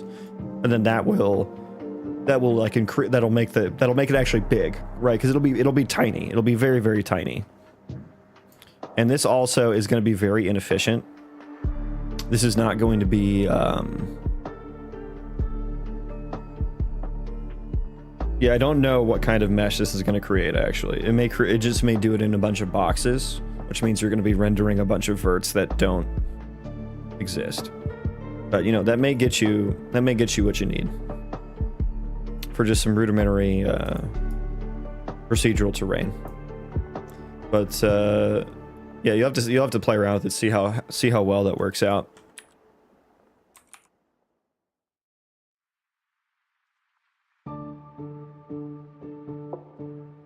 And then if you do that, you don't really have to worry about the any sort of meshing algorithm or anything like that. Although if you're just doing a height map based procedural terrain, it's not too difficult. You just got to connect the verts in the right order. Which all of what I just showed right there is pretty easily done in C++. I say easily, like if you know what to do, the code's not that complicated. There is obviously some upfront knowledge you need.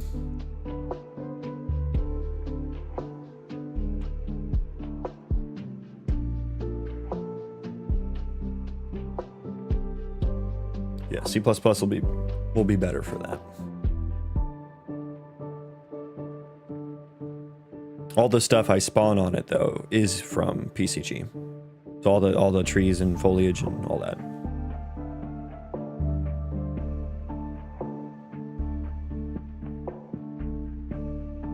I was trying to figure out why the interaction option is not getting the text set properly.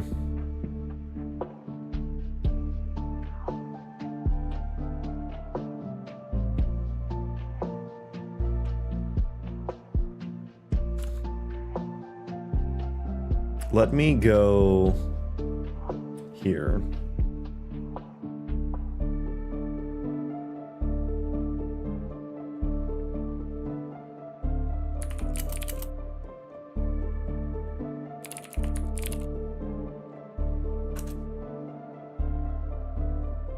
I'm going to cast it to a text box here, just so I can see what value it is at this point. What the value of the text is.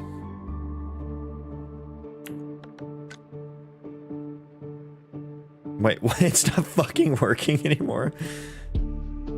Is it not? Wait, it's not. I thought it was an interaction text box. Am I wrong here?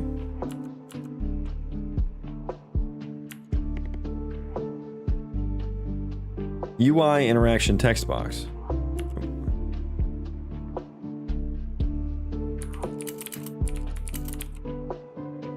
Oh, it's a text box option.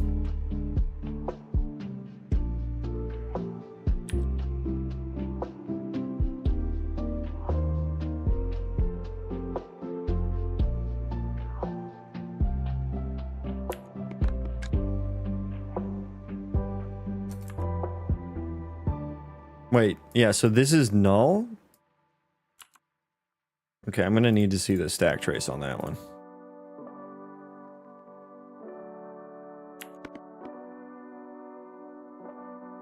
Interaction text is null here. How is that null?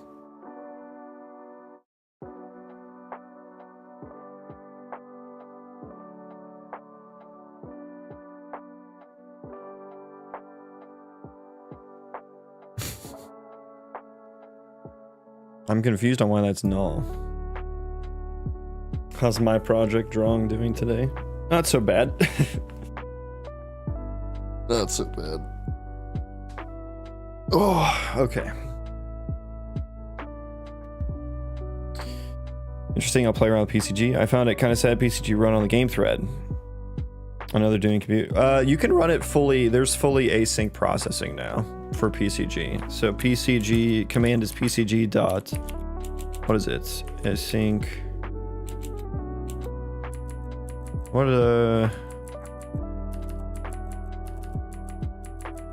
there's a command here. I thought it was on by default now. If you update to 5.6, multi-threading is on by default, I think. Runtime generation. There's some command here that you can use.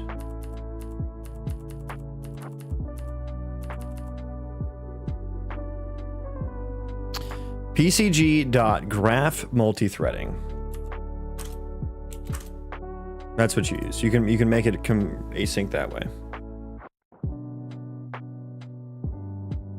Compute shaders are a pain in the ass to set up in Unreal Engine, so ye be warned. There's not great documentation on it. So I wouldn't go compute shader first. You don't need to do that. I would go just C++ first, Gladius.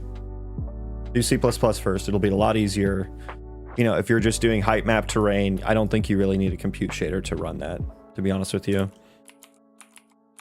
If you don't want the underground caves and stuff. And like I said, I'm gonna at least try out moving them to the CPU. Also check out the fast noise plugin. That's what I'm gonna switch over to using as well. I already use that for my vertex data generation. So like my terrain materials.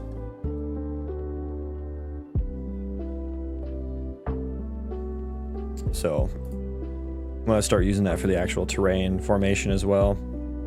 Yeah, why? But back to basics here.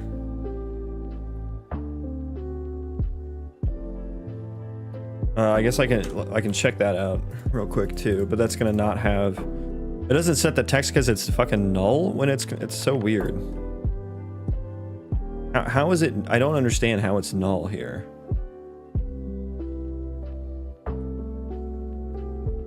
Is it because like I just constructed it? Like how does that make sense?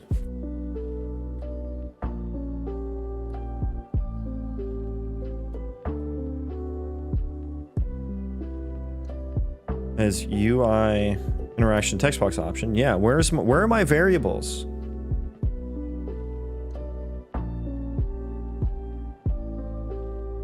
I guess the key icon and interaction text are null.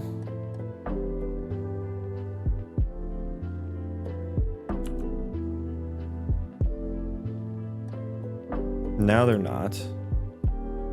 Weird. Interaction. Wait a second. I'm so confused at my class names. First of all, rename them all UI underscore.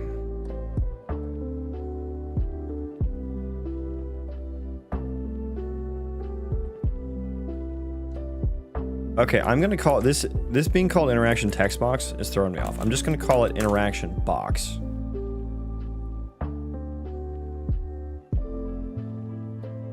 And wait, what is the difference between this and this?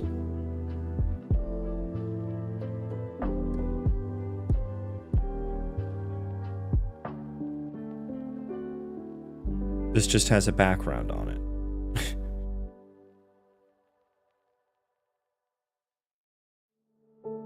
So the interaction options container, the interaction options list.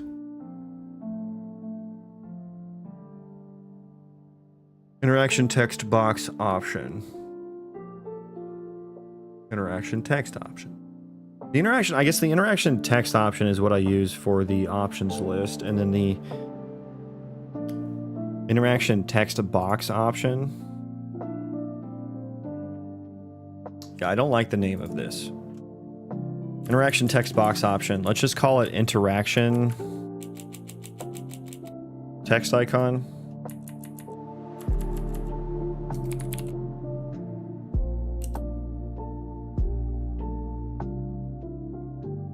Sure.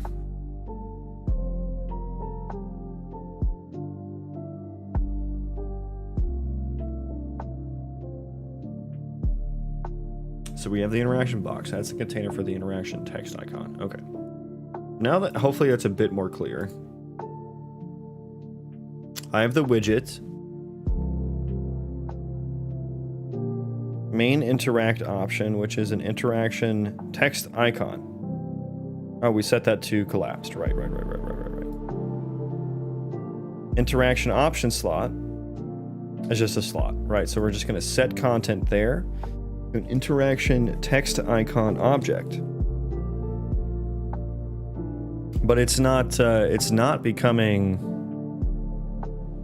Okay, let's change the interaction text icon thing to have a construction method, construct.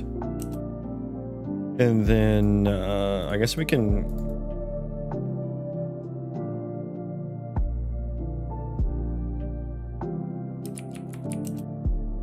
I guess we can do a little something like this. Expose on spawn. Get text. That text.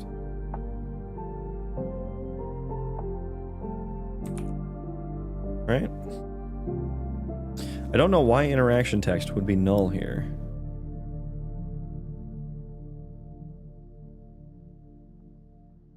But let's just go ahead and fucking fix this. Replace with child. Replace with child. The horizontal box. Change to desired. The icon.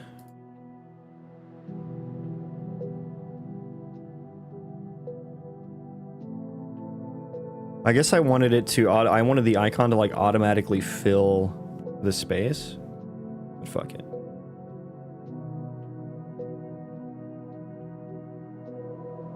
Wait, why did I breakpoint here? Where's is my debugger gone? What are we doing here? Text is empty, okay. I don't know why we breakpointed there.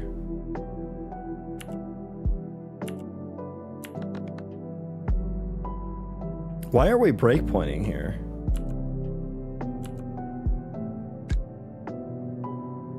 Look how it's so small. The interaction is so small. Yeah, now none of the text is there now.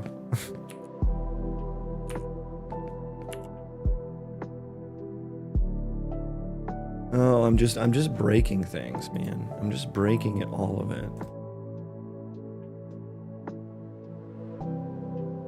Why is that fucking null? Does anyone understand why? So this is interaction text. Is this text component? Why would that be null right after I construct one of these? I don't understand. It's just a text block.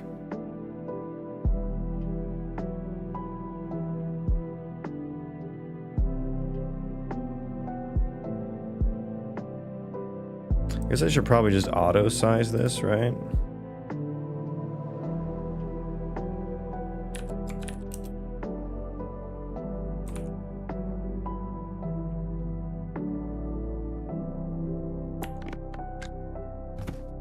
Okay, now that's really fucking big. That's really big. Yeah, why is that fucking null? That's so weird. Go 48.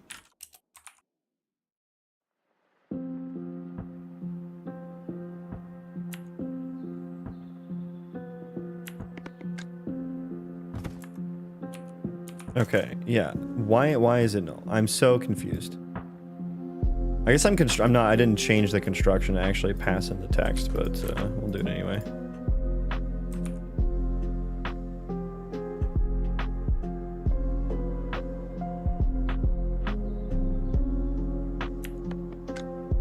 Oh my god, it fucking works now. Now the other ones are broken.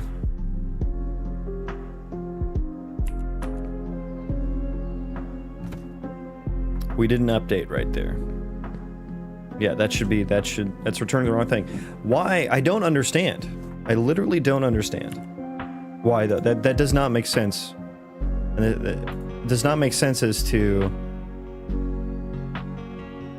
what, like, why is this set text function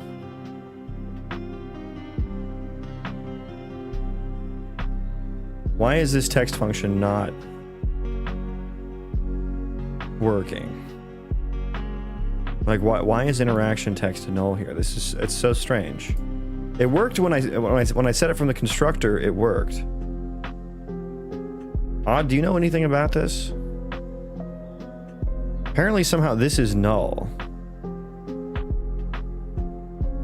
Get one feature worked, it breaks 10 other things. Well, the other thing, I just need to change the way I'm doing it. I broke it on purpose to try something out.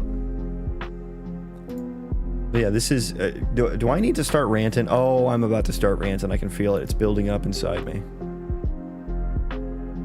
Giggity. Why are you null when I call you from outside of the constructor? I mean, I don't need to, but I just want to understand. Your widget setter. So here's the condition, Odd. Like,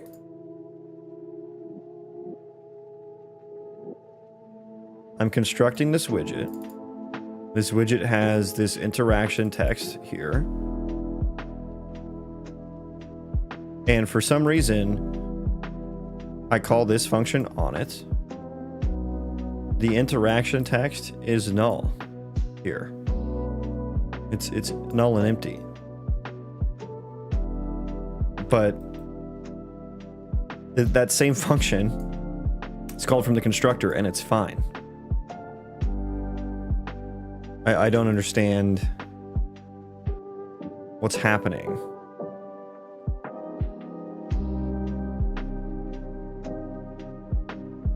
And when I did the constructor, when I called this from inside the constructor, which is fine, I can do it that way. I don't care one way or another, but I just want to understand why doesn't it work that way?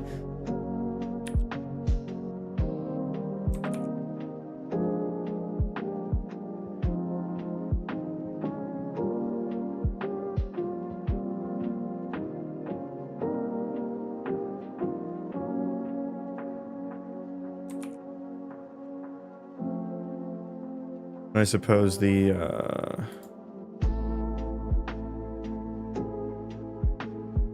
where was the frickin' frick thing? Where is it? Wait, did I close it? Text document. No, here it is.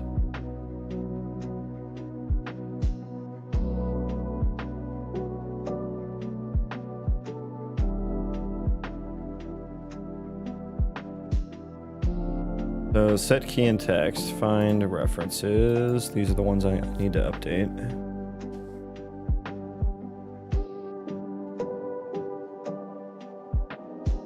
So an outer widget is calling the create widget. Just an actor. An actor is calling the create widget.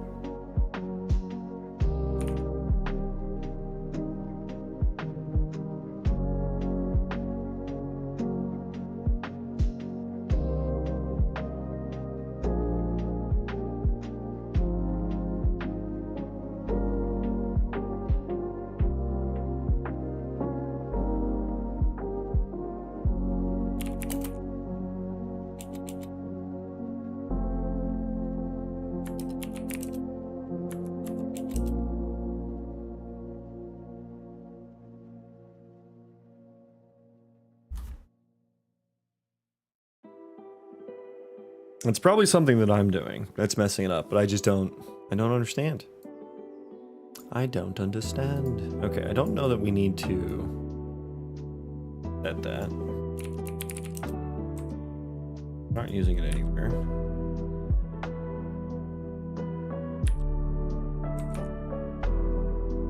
Set text. And we'll just change that to set key and text rather.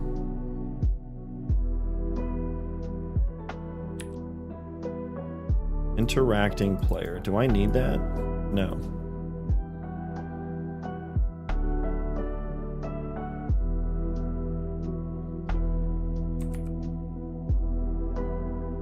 Can I switch on this? No. Okay, that's what I thought. That would be a weird switch. That would be kind of nice if I could add that as a switch, but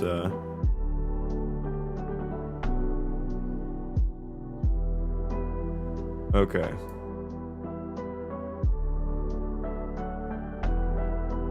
Back to wherever that was being set from. Here, yeah, so let's compile. Wait. I just learned about this. Refresh all nodes. I didn't do it.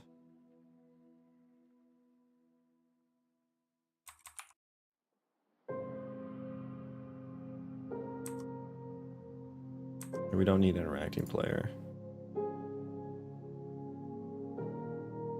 Oh, I didn't, that's my fault. That's my fault. I didn't expose it. Expose yourself. Congratulations, you exposed yourself. Okay, file, refresh all nodes. Yay! Oh, that's so nice.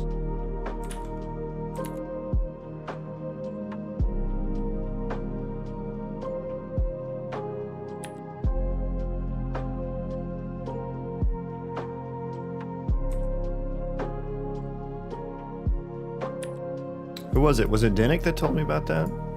Good, Anakin, good. It's very tricksy hobbitses these widgets can be.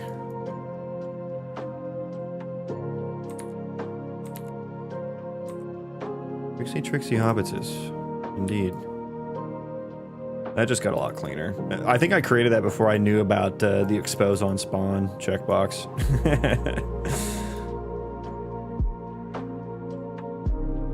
Query keys mapped to action. Interesting. I don't understand what I'm doing there. Oh yeah, this is my like dynamic so I guess you can query the enhanced input system to get what keys are mapped to an action, and then I just get the first value of that for a specific action, for like destroy building, disallow construction. And then I pass that into this widget, and then I can switch on the, you know, whatever the key might be. And I have the different icons for that. I'll need to create like a much better interface for this, like probably just a map, right? Hash map would probably be a lot better now. Actually, let's do that right now. I don't know. I'm doing the pirate software version here. Let's fucking upgrade this bad boy. So I guess we can just do, let's just do public variables. So this is going to be a map of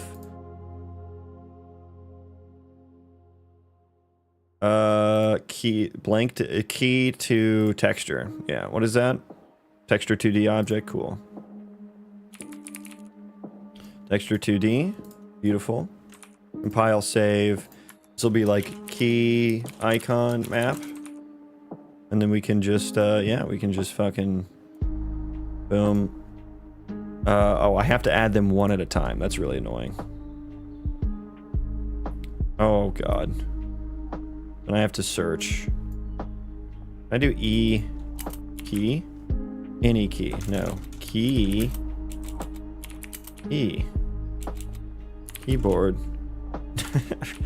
I have to fucking manually find it then, I guess. Okay, this is kind of painful. Wait, where the hell is it? There it is. Jesus Christ, that's kind of difficult.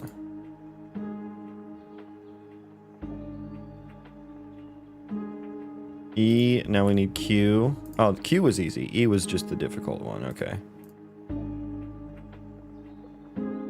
And then F.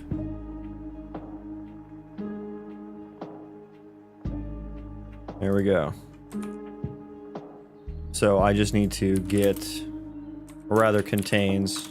Let's do contains first. If it contains, we'll set it. Otherwise, I mean, I probably have a default for like missing.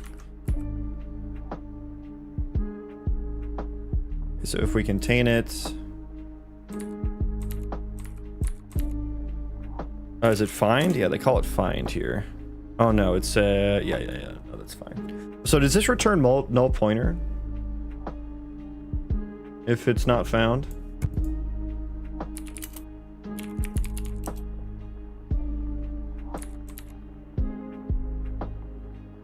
Yeah, then we can just do that. Oh, look how much better it gets. Oh, it's beautiful. See, that's satisfying, man. That is satisfying. Careful with that statement, you might summon code, Jesus. I mean, the difference is I know I write shit code sometimes. I'm not going to sit here and be like, you don't know what you're fucking talking about because you never used Godot or Game Maker, blah, blah, blah. I literally called myself a bad programmer in the title of my Twitch stream, so you can roast my code. It's okay. My code's been getting roasted for 10 years and I'm still getting paid to write it, so you can't hurt me. You can't hurt me. Okay. The thing I really should be worried about is the list. I just got put on the list right there. I just got put on the list. And so yeah, let's do a default gotta be a default key or something, right? Key. That looks like a set of booty cheeks.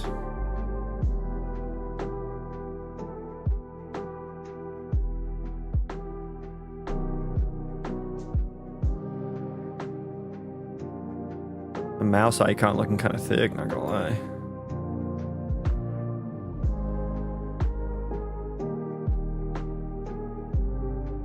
I just got added to Pirate Software's if Twitch name equals my drawing list, return 0 or whatever. We'll just do 0. Make it 0. Stay noobs, welcome in. Hello. Welcome in. You clearly don't know what you're doing. You were using blueprints. Hey, that's a fair criticism. You're memeing, but that's actually kind of fair. What are you building? I'm working on an RPG Colony Sim Roguelite with procedural, destructible terrain. I'm just working on some interaction. Okay, it didn't find the key. Holy shit. Okay, so my code already doesn't work. It already doesn't work. Oh, I can, there's a selector. There's like a, what do you call this? Yeah, there's a select the key. I could have done that the whole time rather than look through the list. Okay. Noob blueprint, noob Unreal Engine dev ships unoptimized game with facts and logic. Yeah, why are we getting here? Yeah, that's fine.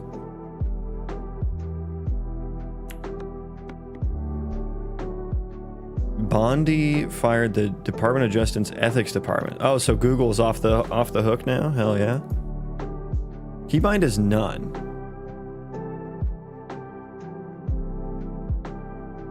Where are we getting called from?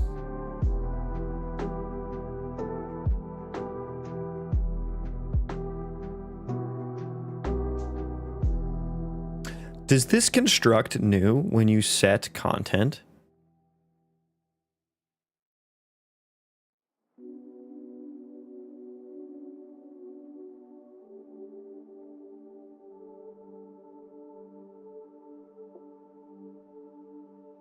And I guess I need a default, I know what I need to do here, because yeah, I don't set that on the main one. I need to like override this here, actually.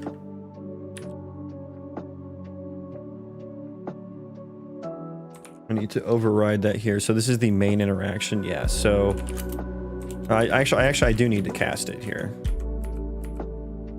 It does need to be that class, because then I'm going to set keybind, set key and text here, which I don't know. We'll see if this fucking works. But let's have a set key function because I don't need to set text here.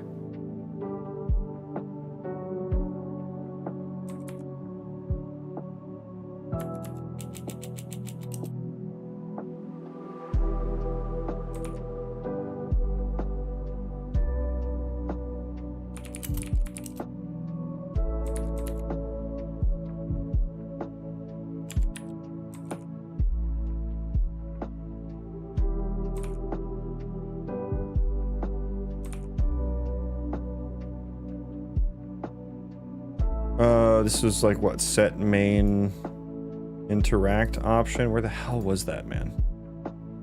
There it is.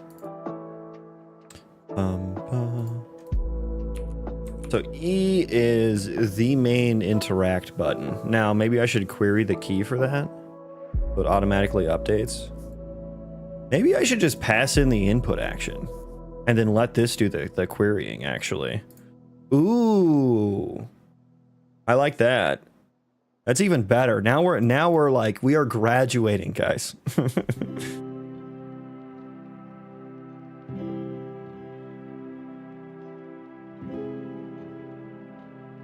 Yeah, okay, so hang on, let me go back to the building object.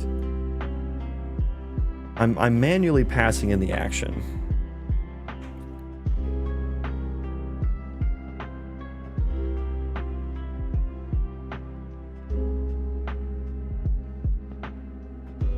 Okay, let's have a set input action. Imagine having a PhD in blueprints. That's the... Hang on. That's, you know what that... I know what that would look like.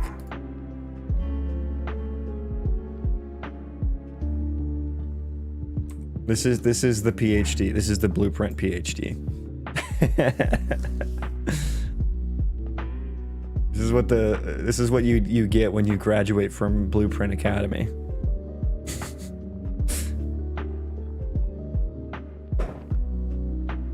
I love how someone drew such a shitty star that it became a meme. And now it's like, it's a thing. UE's confusing, learning curve is very steep. Yeah, there's a lot going on in the engine, that's for sure.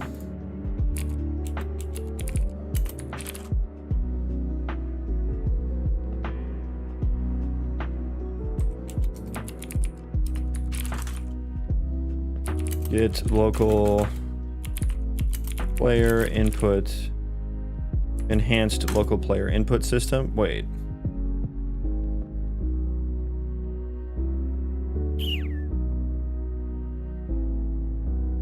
What was that? I don't think I need that or that.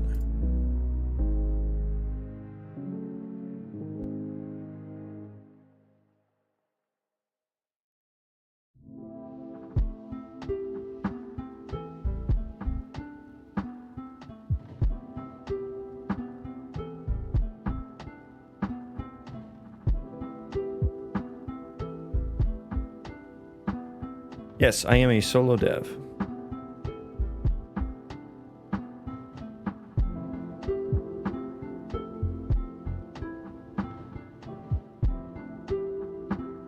Oh, I had to get the local viewing player controller. Oxy, I just told you to sit.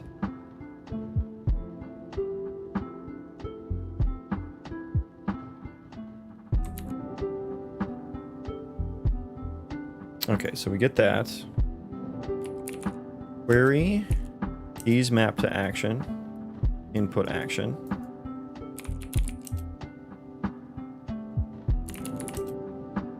If it's not empty,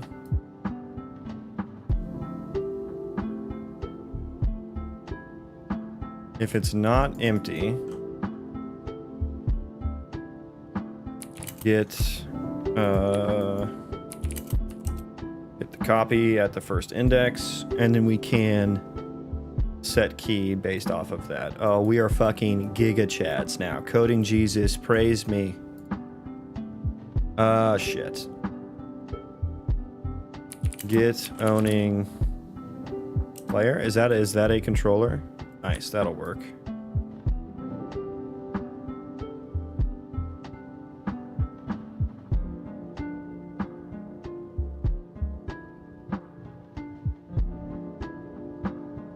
Okay. And now what do I want to do with that, actually? So I guess I want to expose that again. Oh my god, I'm just exposing so many things. Oh my god. Like such a little slut. Sorry, that's a little crass. I'm sorry. Input action. Expose yourself for everyone to see. Thank you. And I guess on construct, if we have one of these, like if this is valid, that's a map, sir. Sir. Yeah, okay, yeah. I don't... Okay, I can't even do that. Okay.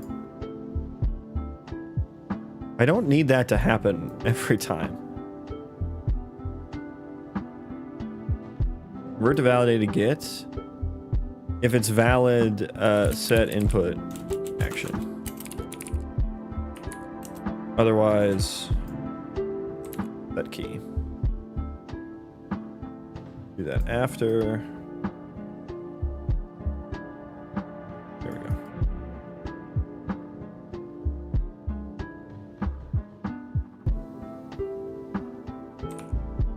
Yeah, I think once AI solves scarcity in a goods-based economy, we change to an entertainment-based economy, where the only value humans can now provide is like art and entertainment in some form. So that's what all the jobs will be. But I don't think that happens in our lifetime, actually. Kind of feeling like there are going to be scaling, plateauing issues with AI.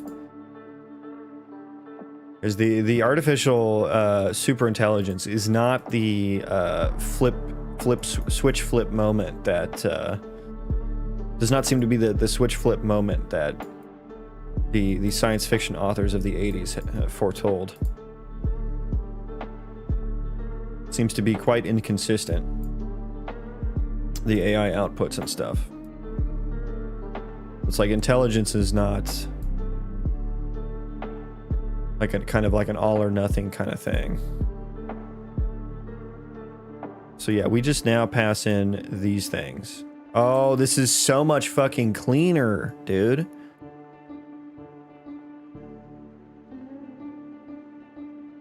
Oh, this is so much cleaner.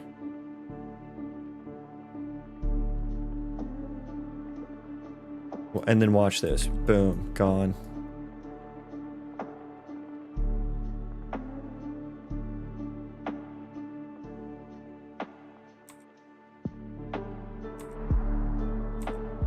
Wait, what is the... Oh, fuck.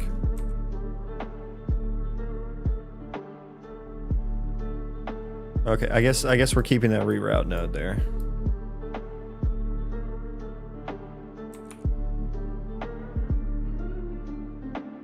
And our Lord, all praise our Lord, Tim Sweeney, and the blueprints that he provides us. Blessed be the fruit. Blessed be the fruit of Tim Sweeney's creation. Nay, saith he. And pray for a bountiful blueprint harvest in the next update. Tim Sweeney, grace us with your superior technology. Okay, you now all get UE Fortnite and verse. Oh, thank you, Tim Sweeney. Thank you so much.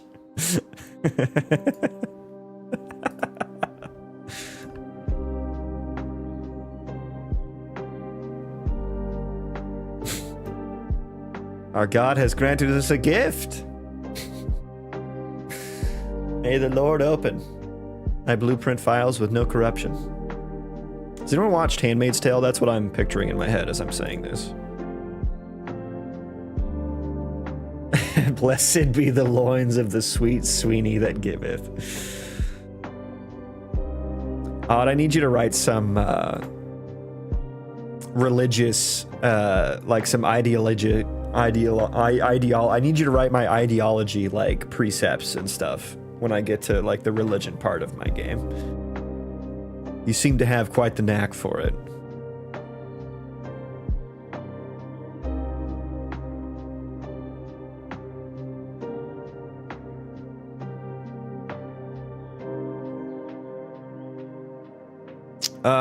What did I need to do here? I forgot already. I was doing other things. Yeah, this guy. Okay. Set key. We're just gonna call set input action now.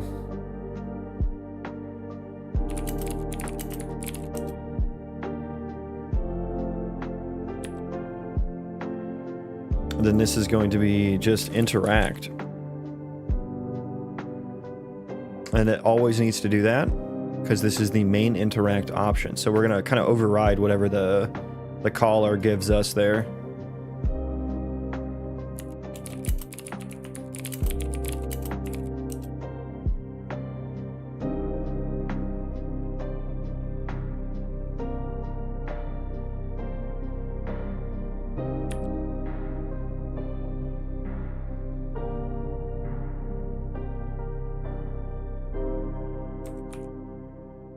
Okay.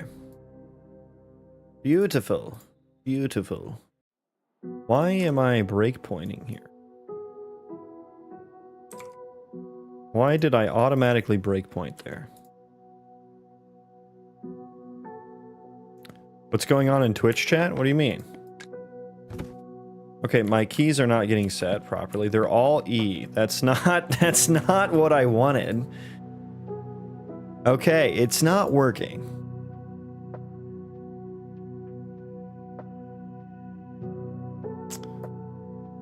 Oh,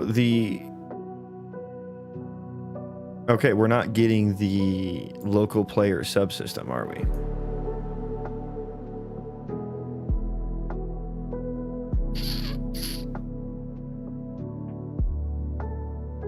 Applied algorithms. You're really into the AI stuff, huh? Why is this null?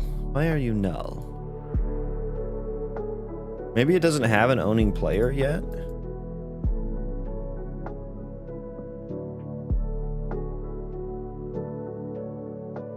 Get local player controller. Have I asked anyone, does this local player get owning local player? You code in C++ ever? Yeah, it's mostly C++. There you go. Yeah, mostly C++. I don't like blueprints. That's why the title of the stream is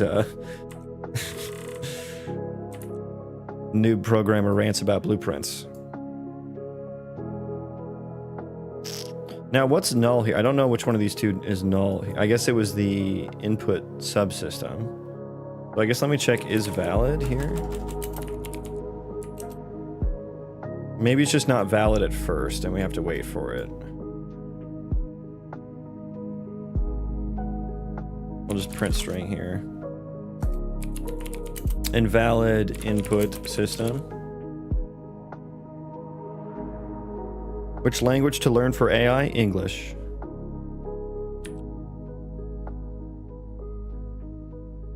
The most AI is trained on. So if you want to use AI, you should probably use it in which language is good for AI? Yeah, English. Use English when you're typing to an AI, when you're prompting an AI. I think that's what they're trained in, so.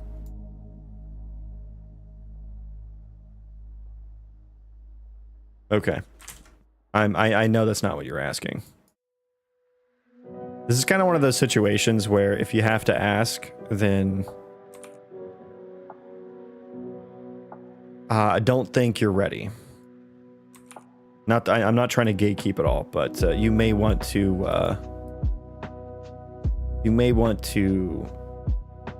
figure out how to find answers to that kind of a question on your own. Because if you can't answer those kinds of questions on your own, you're not really going to be able to make progress working on AI.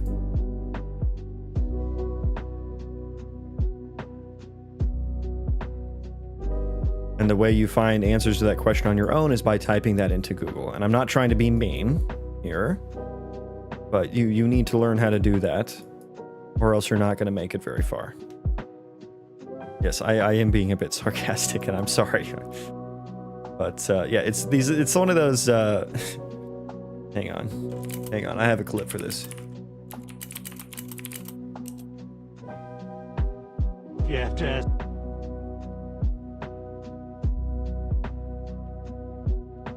Oh, ew, gross. I got linked to a Facebook video. Gross.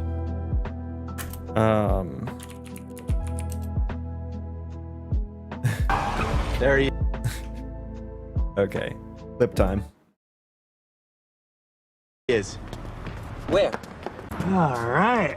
It's a regular hot dog cart in here, huh? All right, fellas, here's how it works. $1 to look at it, $2 to touch it, $3 to watch me touch it. That's a nice looking man. Back the fuck up, Antonio! Back the fuck up, Antonio. My apologies. $5 to touch it while I touch my toes, $6 to touch it while I touch your toe. Oh, hey. Let me skip to the part. You too, Barry. $8 for a BJ, $12 for an HJ, $15 for a ZJ. What's a ZJ? If you have to ask, big man, you can't afford it. That's what I think. This is the scenario I think of. Like, if you have to ask, you're not ready. Like, you're not ready for it. I'm sorry, buddy, but I know you mean programming. The answer is probably Python, but you need to figure out how to ask the right questions and find the answers to them into like things like Google. That's the moral of the story there.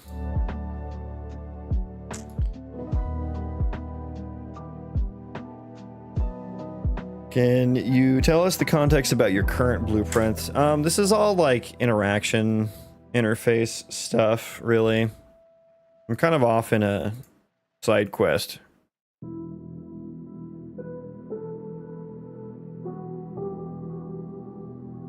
Millennial brain rot. No, we didn't have brain rot. That is not, there was no such thing as millennial brain rot. That movie actually came out when I was like 12 years old. Oh, you gotta watch Beer Fest. Beer Fest is such a funny movie. It's one of my favorite like comedy movies for sure. Anyways, yeah, our input system is not working. Let me remind myself why.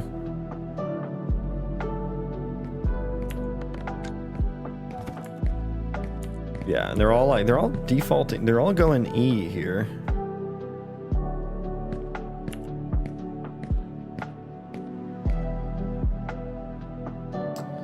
Disallowed, create the interaction. Let's look here.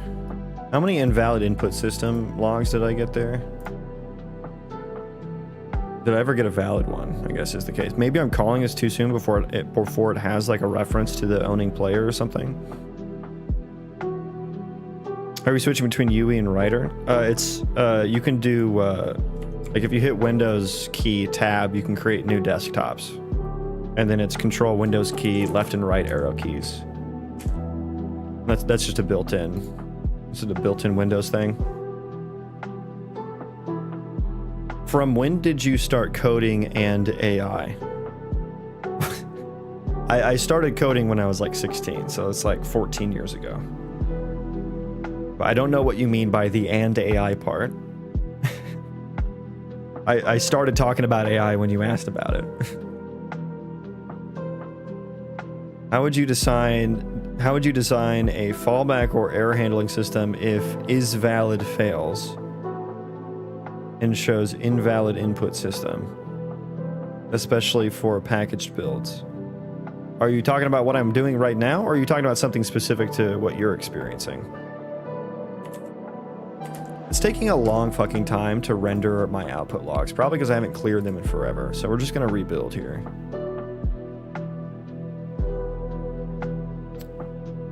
If you're talking about what I'm working on right now, like the isValid check I just put in there, I'm just trying to figure out why it's not working. This is not something maybe I will not keep, though.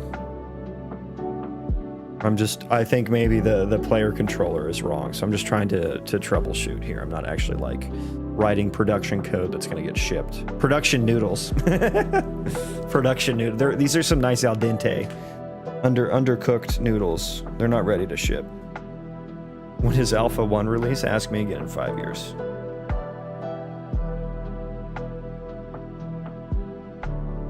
I started coding on Basic. Oh, Visual Basic, yeah. I can't say I've written any Visual Basic, but I have converted quite a bit of Visual Basic to not Visual Basic in my day. Hey Siri, set it. Hey Siri, set a timer for 5 years from now.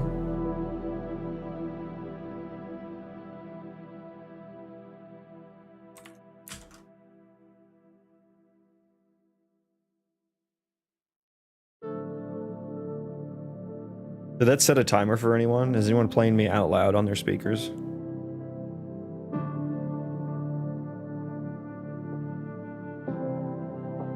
Got me good. Wait, did it set a timer for you on? Found the iPhone fanboy. Hey Google, set a timer for 5 years. It just did it on my phone. I'm sorry, I cannot set a timer for 5 years. The maximum duration I can set a timer for is 24 hours. Well, I learned something new.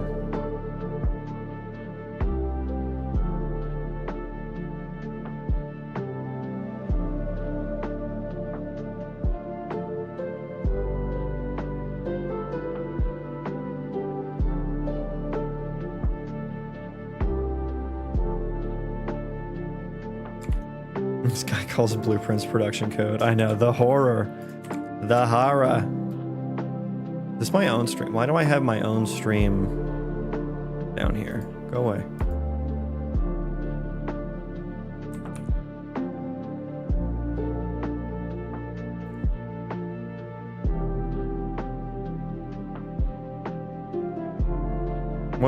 What is bad here? Oh yeah, you're not a thing anymore, right? Wait, get interaction text option. Get interaction option widget. Yeah, I changed the name. Without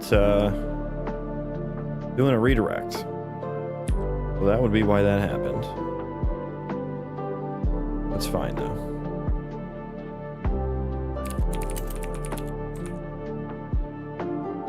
$6 to touch you while I touch my toes.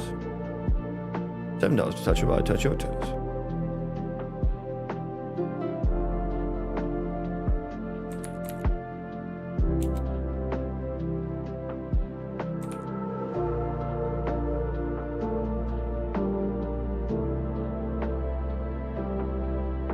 Yeah, got the iPad. Nice. Okay, we got valid input systems. Okay. We got valid input systems there. That's the thing I closed is what I wanted to open. Back button, save me. The one time I could use the back button, it doesn't work. Jesus Christ, I fucking hate blueprints, man. Oh no, I didn't close the thing I wanted. Never mind. I do want that other one open though. We need that other one open. Set key. Okay, let's see what we get here. Why am I didn't even get it at all here. Let me catch up on chat. I had a realization recently about enhanced input. It's possible to just remove context and add new ones depending on circumstance. Yeah, that's the whole point, I think. Now I have like 5, that way I guard against keys that are being pressed. Yeah, that's one way to do it. Sometimes there can be too many conditions though. So like sometimes I just like put a little guard in the key that I don't want pressed, you know? My coding teacher started coding with paper sheet where you must... Oh yeah, the hole punches, yeah. It's crazy. He must be like 70 or 80 years old.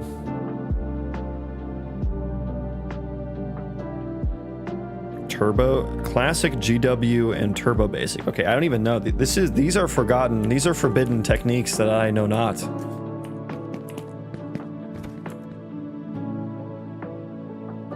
Why am I not hitting that? Is empty. Oh, I have it on the wrong fucking thing.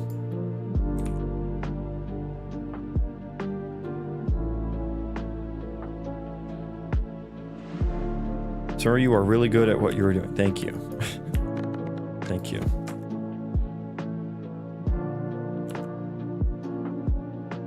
Okay, what do we got here? Q. Yes. Good. Good, Anakin. Good. Now kill him. Okay, so this is working. I don't know why it wasn't before. It was probably because of that. I don't know. I got a null or something there. I don't know. That's fine, actually.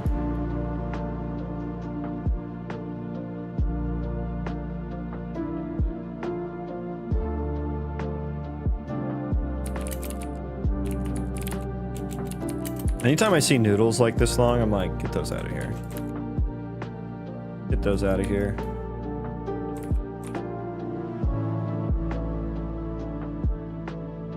Love me some Palpatine. I know, Palpatine is like the biggest memer in the Star Wars universe, you know?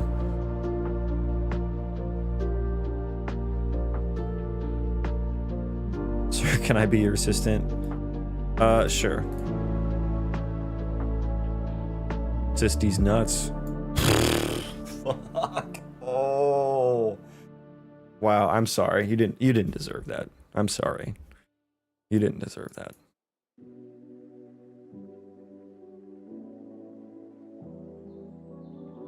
Hope you're using some kind of version control or backup in case something goes wrong. I have Google Drive turned on for my noodles. Instant regret. Yeah. I felt mean saying that. I feel bad. I'm just in a meme mood now. I don't know why. What am I trying to look for? I'm trying to look for why my main interaction option is not showing up now as UI interaction text icon. So I assume we're getting here. Do we get there?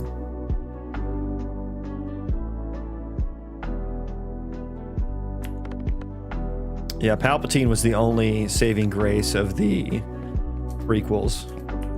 Not really. I think Liam Neeson was pretty good. Qui-Gon Jinn. Any Qui-Gon Jinn fanboys in the chat? Ewan McGregor was good too.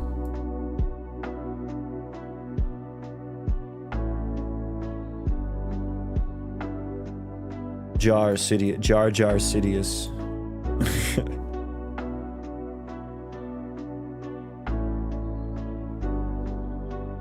That's like the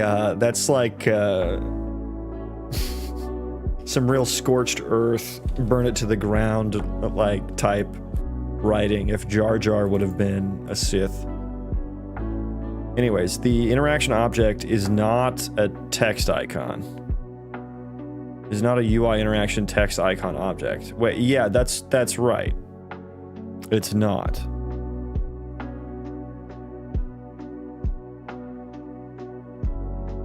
Is that what I need to make it?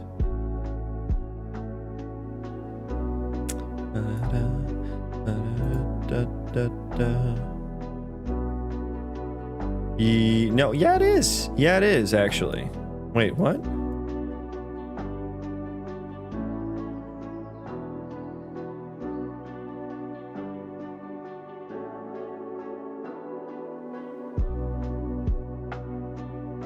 Been working on the game for about 2.5 years now.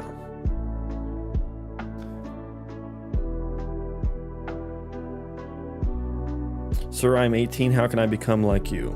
You just gotta get out there and start doing stuff. Start working on projects. Find stuff you're interested in making. Figure out how to make it. That's the short answer.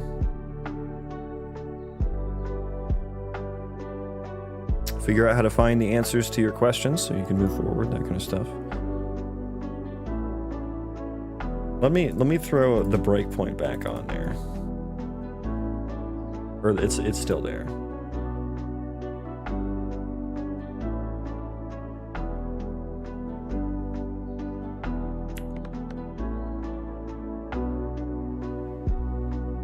Well, yeah, that makes sense. I don't know what I was expecting. I don't know what I was expecting to see there. Class unknown. Okay, now I guess I need to go into the building object. Why am I getting unknown here?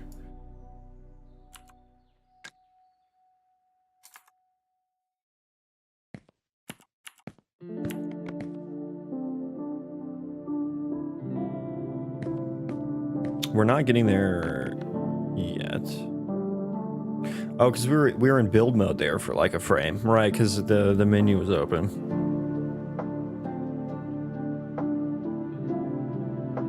I think the sequels, I don't know, it's hard. It's hard. I haven't watched the sequels, so I think they're worse. Like if they did the same fucking storyline. They did the same fucking storyline. You know what I mean? Like, Jesus. Okay, so we didn't even get there. Why are we not, we're not calling get interaction text option.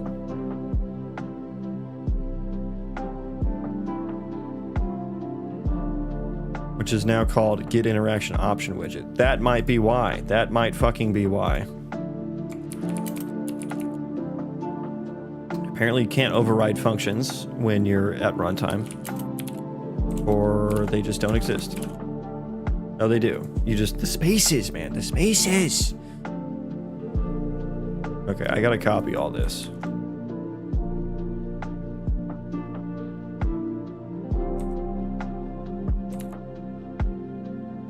That's why it wasn't working. Glad I realized that, because that was about to be a pain in the ass.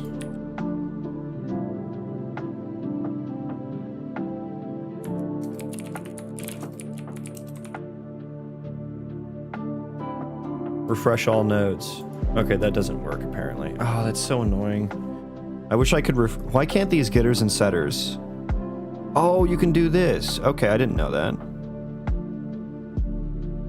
I guess you can only do that with setters.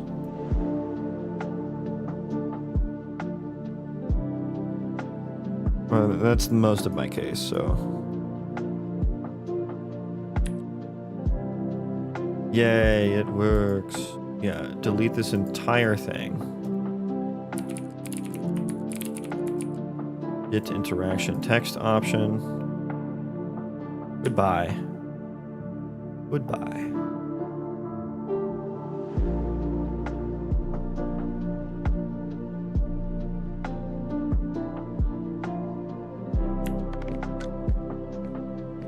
I am really learning a lot from your channel. What have you learned? I feel like I'm just sitting here memeing connecting noodles. Okay, it didn't find... Okay, the options are correct.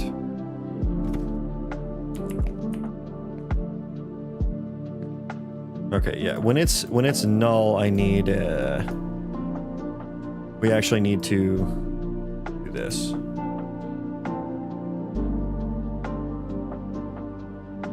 Or rather, need to do that.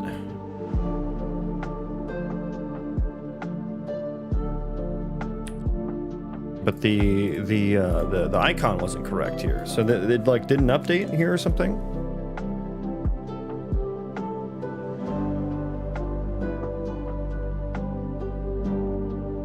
Yeah, I think I renamed it case, but I didn't.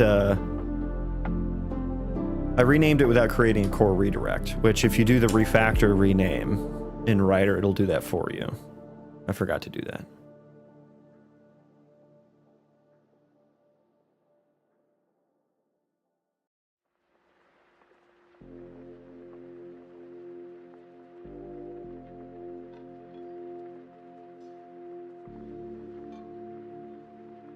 Yeah, it seems this is not working.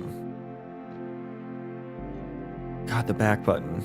I need the back button to work. That would be great. Okay, breakpoint me there.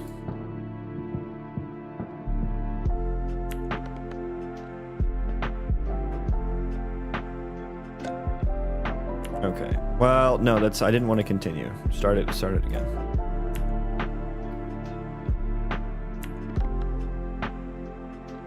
Okay, what are we doing here? Wait, that's unknown? It is unknown. Okay, well, hold the fucking phone then. Okay, hang on.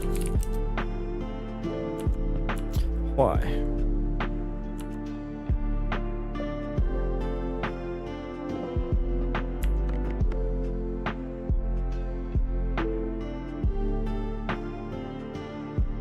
I'm gonna guess the owning player is like null here because it like hasn't gotten added. So I think maybe I just need to add it first and then set it.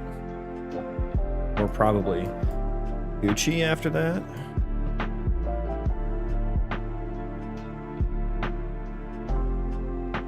Crisscross, I was crossing my nudes. Although this does seem to create like a new one, so I don't even know if this is going to work.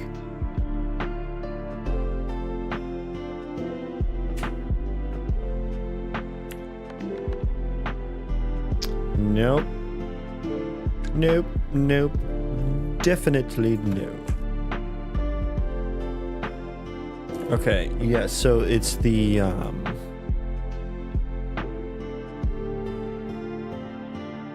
owning player is not set. Okay, so I guess let's just set that then manually. That's fine. It's only like this is the only spot where it actually matters. Set owning player, set it manually.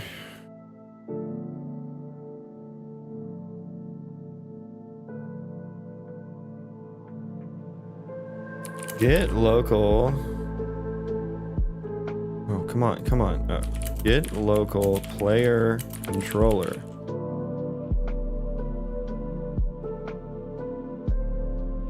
Get local player controller from... Does this starts... Yeah, that's... Yeah, I think that's fine.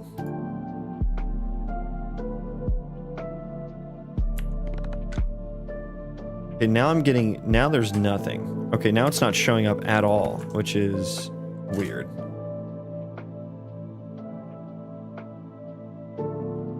Access none, trying to read. Oh my god. I hate it.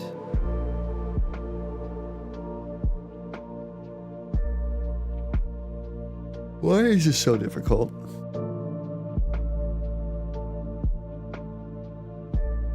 Oh, I didn't set the content. Wow. The noodle didn't connect itself.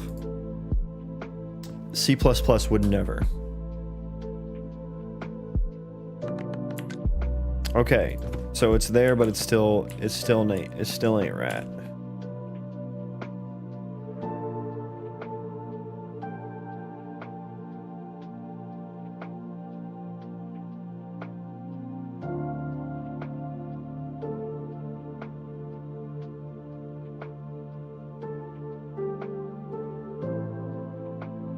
Why, oh why?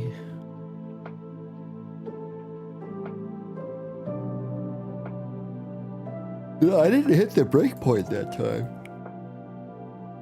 Right? Or am I crazy? No, I'm not hitting the breakpoint anymore. So then why...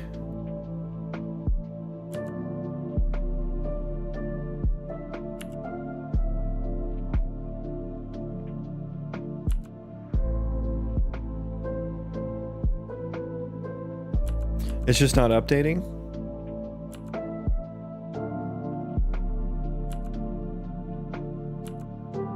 Oh, yeah, the key icon is null. So we have another one of these scenarios where it's like fucking null, man.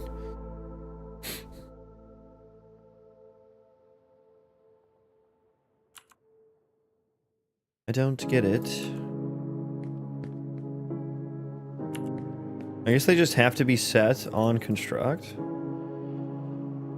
Which is annoying. I don't want, in this case, I don't want the caller to specify it because I want it to be like a... Maybe I should set the default to E here. Is that a good idea?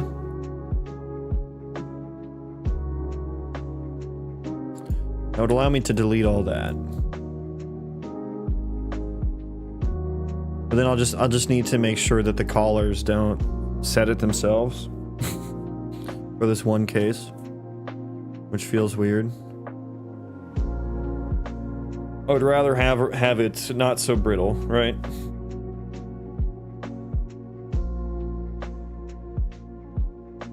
I'd rather have it not so brittle.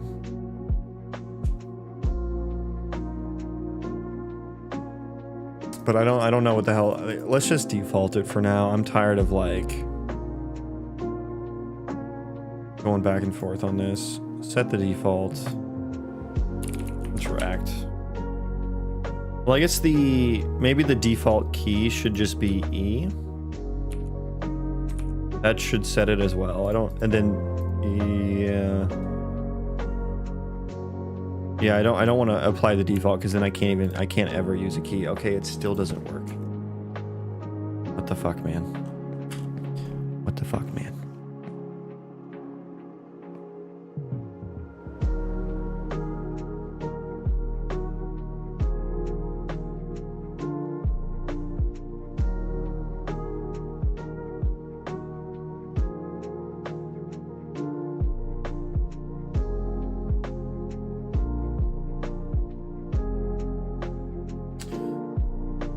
I guess just on construct, we'll look at it.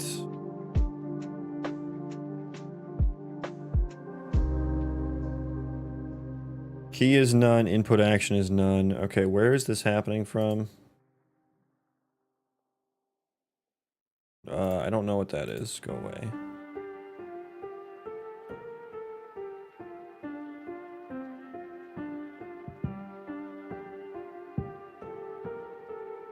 How do these named slots work? Because they seem to recreate whatever you pass in.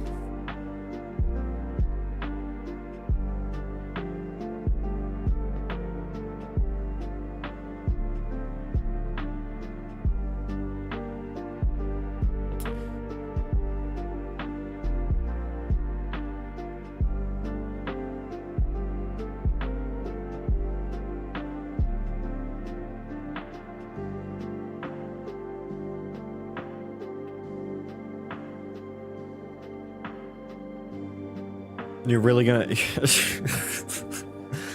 Oh, blueprints never change. It just fucking crashed because I tried to double click on one. Amazing. Amazing. Thank you, Tim Sweeney.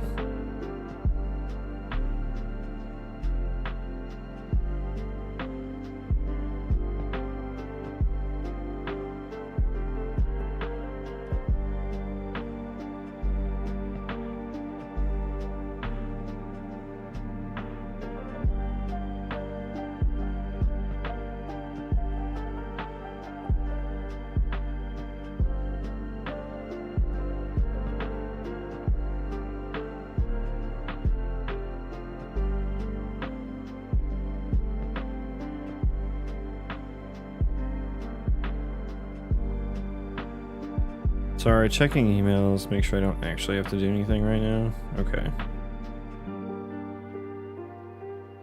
Okay, we're good. Are you building a World of Warcraft-like craft survival? So I'm interested in what made you think that. I mean, the answer is somewhat yes. I mean, I am inspired by WoW. But I just find it interesting that people, like, that's like a lot of what the first people say is like it looks like WoW, and like to me I don't think it looks that much like WoW other than just the UI is like the excuse me, got my voice. The UI is really the only thing. I'm making an RPG Colony Sim Roguelite. The RPG side of things. I bet it's the icons and UI. Yeah, I'm just wondering, is that all it takes to you know, make people think I'm making it like WoW? I feel like the action bar is pretty generic, right? I feel like the action bar is pretty generic. And the nameplate, not so much. Like, I get that looks just like WoW, because I literally just did that. I looked at the WoW nameplate and I just did the same thing.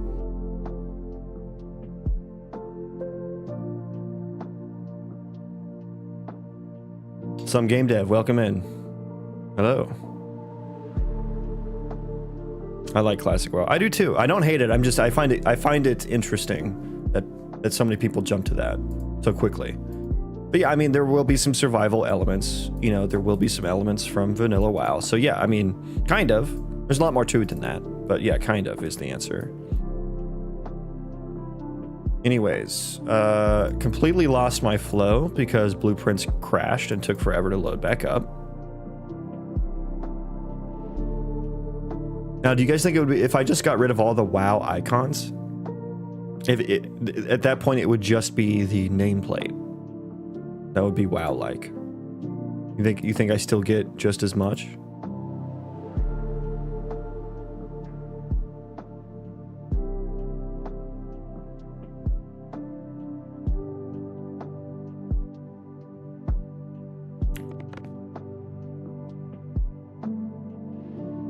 Key is none.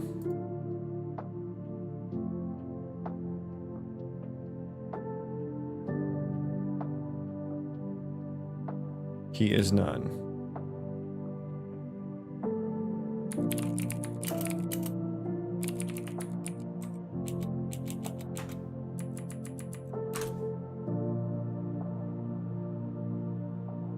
Okay, so the key being defaulted doesn't even matter because it's just going to get set to none here.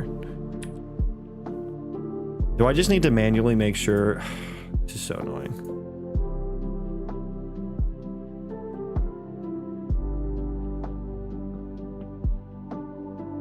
I don't like any solution here, honestly. Let's just fucking shoehorn it in there. Put E there.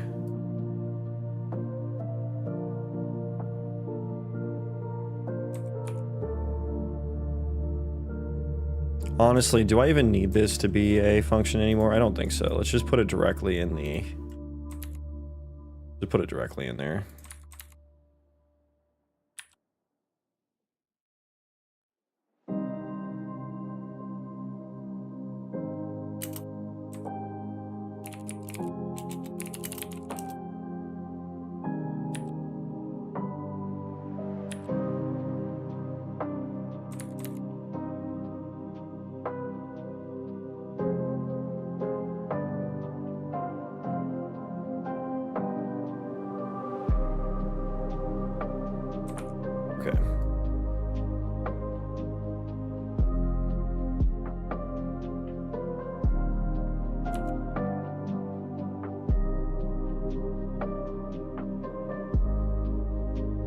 I don't have a lot to go off of yet. That's kind of why I was curious, because I assumed you were new to it, so...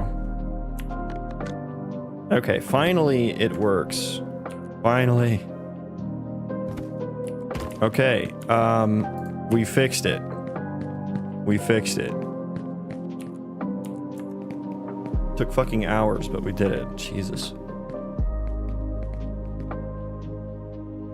Have it keep it up, dude? Yeah.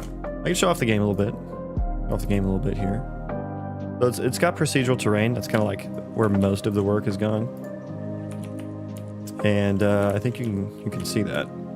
Yeah, the world is going to be procedural. It's going to be a very sandboxy type game. So for the Colony Sim side of things, it'll be a lot like RimWorld is my inspiration there. And I'll pair that with a roguelite. I think it's going to be really fun. I'm trying to make a game that I want to play forever.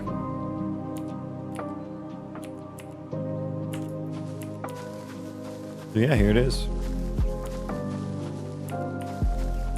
Yeah, I guess if you saw the combat, I would understand why you would think that looks like WoW. 'Cause yeah.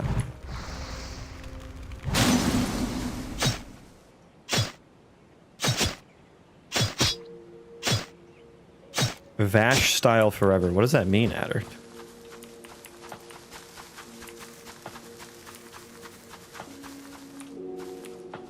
I shouldn't be able to talk to you. Why are you interactable?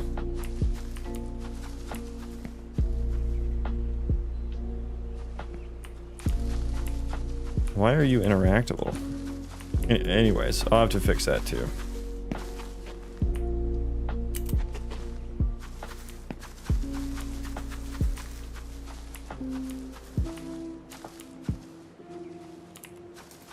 Nothing to see here. Move along. Yeah, I'm borrowing a lot of the icons and sounds just for placeholders, you know?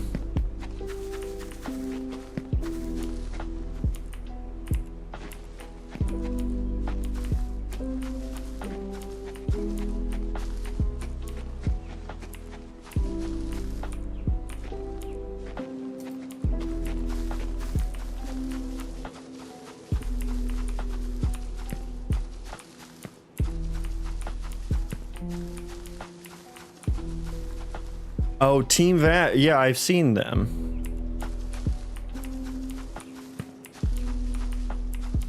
I have seen that. If you know, you know, but Team Vash here on Twitch is working on the biggest MMO of all time that they can play forever.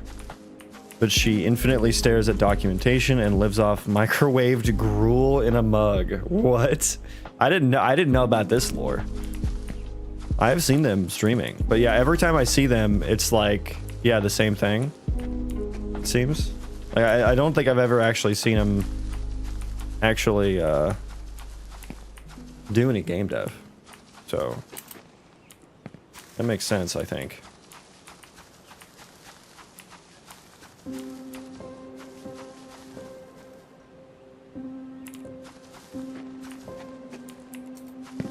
I more so just meant I'm making a game that I want to play.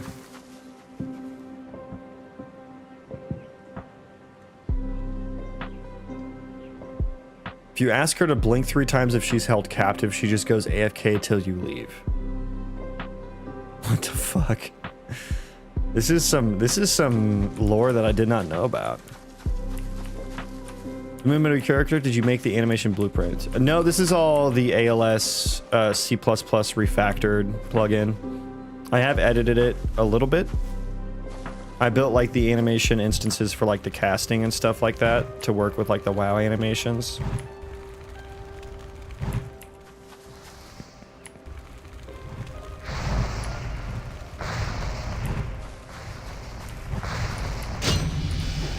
That's about it.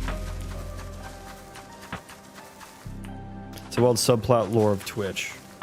Is it just like is it like a fake, like is it a loop, like a video loop being played, or is she actually there? I think I've raided her once or twice, maybe. I knew nothing about her. I just thought, oh, they're working on an MMO, that's cool. Yeah, each time I raided, I didn't actually see any game development happening.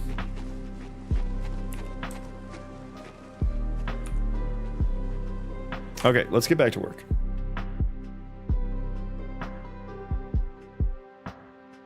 She is there, and Vash is nowhere to be seen. Is Vash someone else?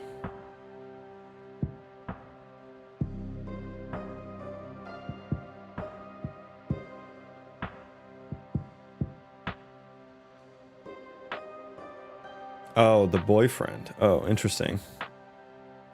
Oh, weird. And so that, wait, how do they live? Like, how do they make money? I guess that's where the gruel in a cup comes from. What's the hook of the MMO that's supposed to be so good?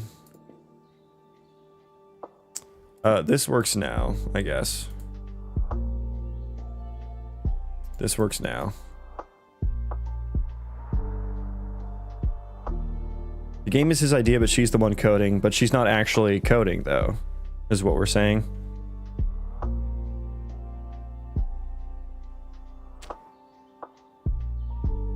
This is some, like, you know, Star Citizen is up there for, like, top game dev scam, but this is, like, some deep cut, like, dark web type game dev scam shit.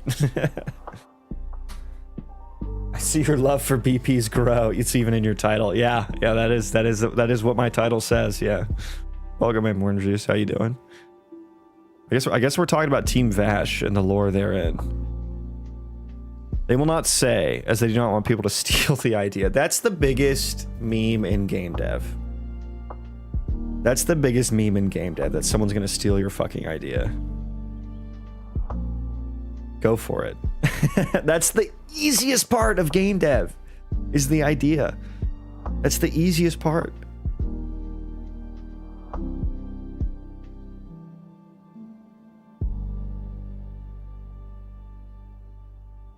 They live off $700 a month of Patreon subs. Who's Patreon subbing? She admits she has never seen the game herself. What? How much time have you guys spent in that channel just to pick up all this lore? This is interesting.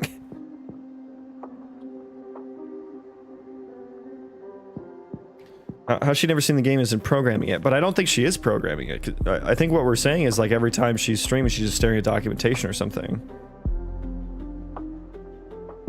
She's working on the networking and the website, but doesn't even know what the game is. They have a simp army. So they just put her face up on the screen to get some simps. And then that pays for their gruel in a cup. And for the guy to make the game he wants to. And she's not even working on the game, is she? It's his thing. She's just making money for it. That's what it sounds like.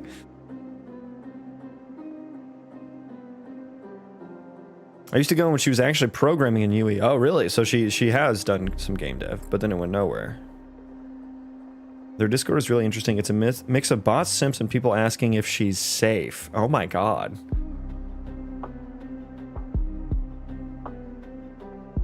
Yeah, that's really strange.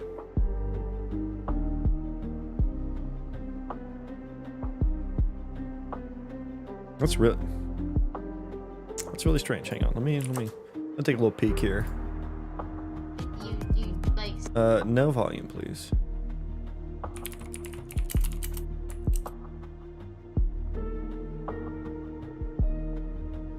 What is happening? I guess high to low.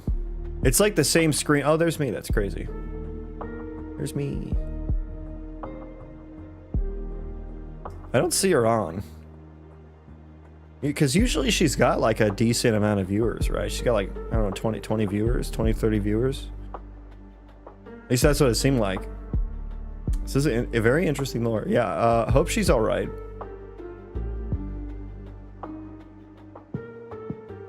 She rolls the like 3 ads an hour. Yeah. When she started building the website, I stopped watching. I spent like a whole day off to the side chatting with some other dev friends about the situation. It's a wild sublore. That is very interesting that there's like that kind of, like it's known, you know? It's known around the tiny little community that we have here. Oh, she's offline? That's not normal. Yeah, right. I think I remember like in the title or something that she streams like 12 hours a day or something, which is insane. Absolutely insane to do. I think the most I've streamed is like 8 hours, and that was fucking.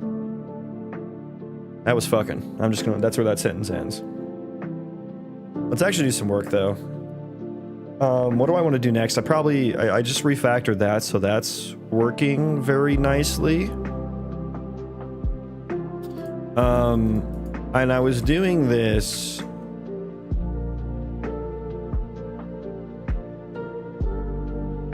because I wanted to change the is interactable, like meaning. Should be like whether or not the function should be called. Turns whether the interaction is complete or not. And then the interaction options widget will return whether or not we should display options. And so I think the next thing I want, because this is all for the colonists to like construct things, which we actually do have working now.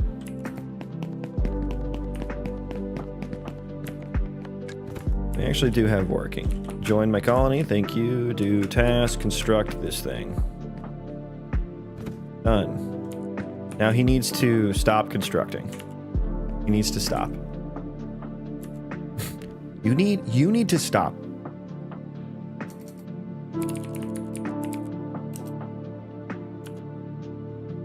Is the I forget what's still being called. Let me learn. Let me get ramped back up on this problem here. Are we still hitting these? Yeah, we're still hitting these bad boys. So I need to figure out how to stop a task. I guess is interactable needs to return false after it is built, right? Because then interact doesn't do anything. And is interactable just returns whether or not interact should be called.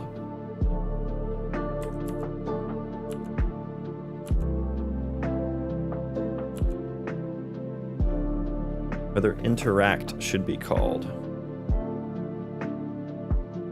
So go over to building object. Is interactable. So I think we can do this now. And I need to make, I guess I need to make sure, did I properly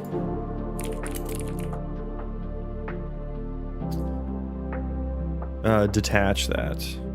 Yeah, I think I did. Yeah, I did. So we're no longer doing that. So this doesn't do anything. Doesn't look like anything to me. This nasty little series of switches.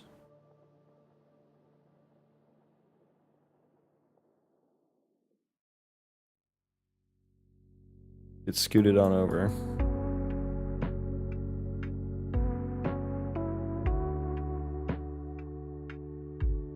Okay. McSpicy. And now I want McDonald's. Welcome in though. I just learned what a core mechanic means for a game.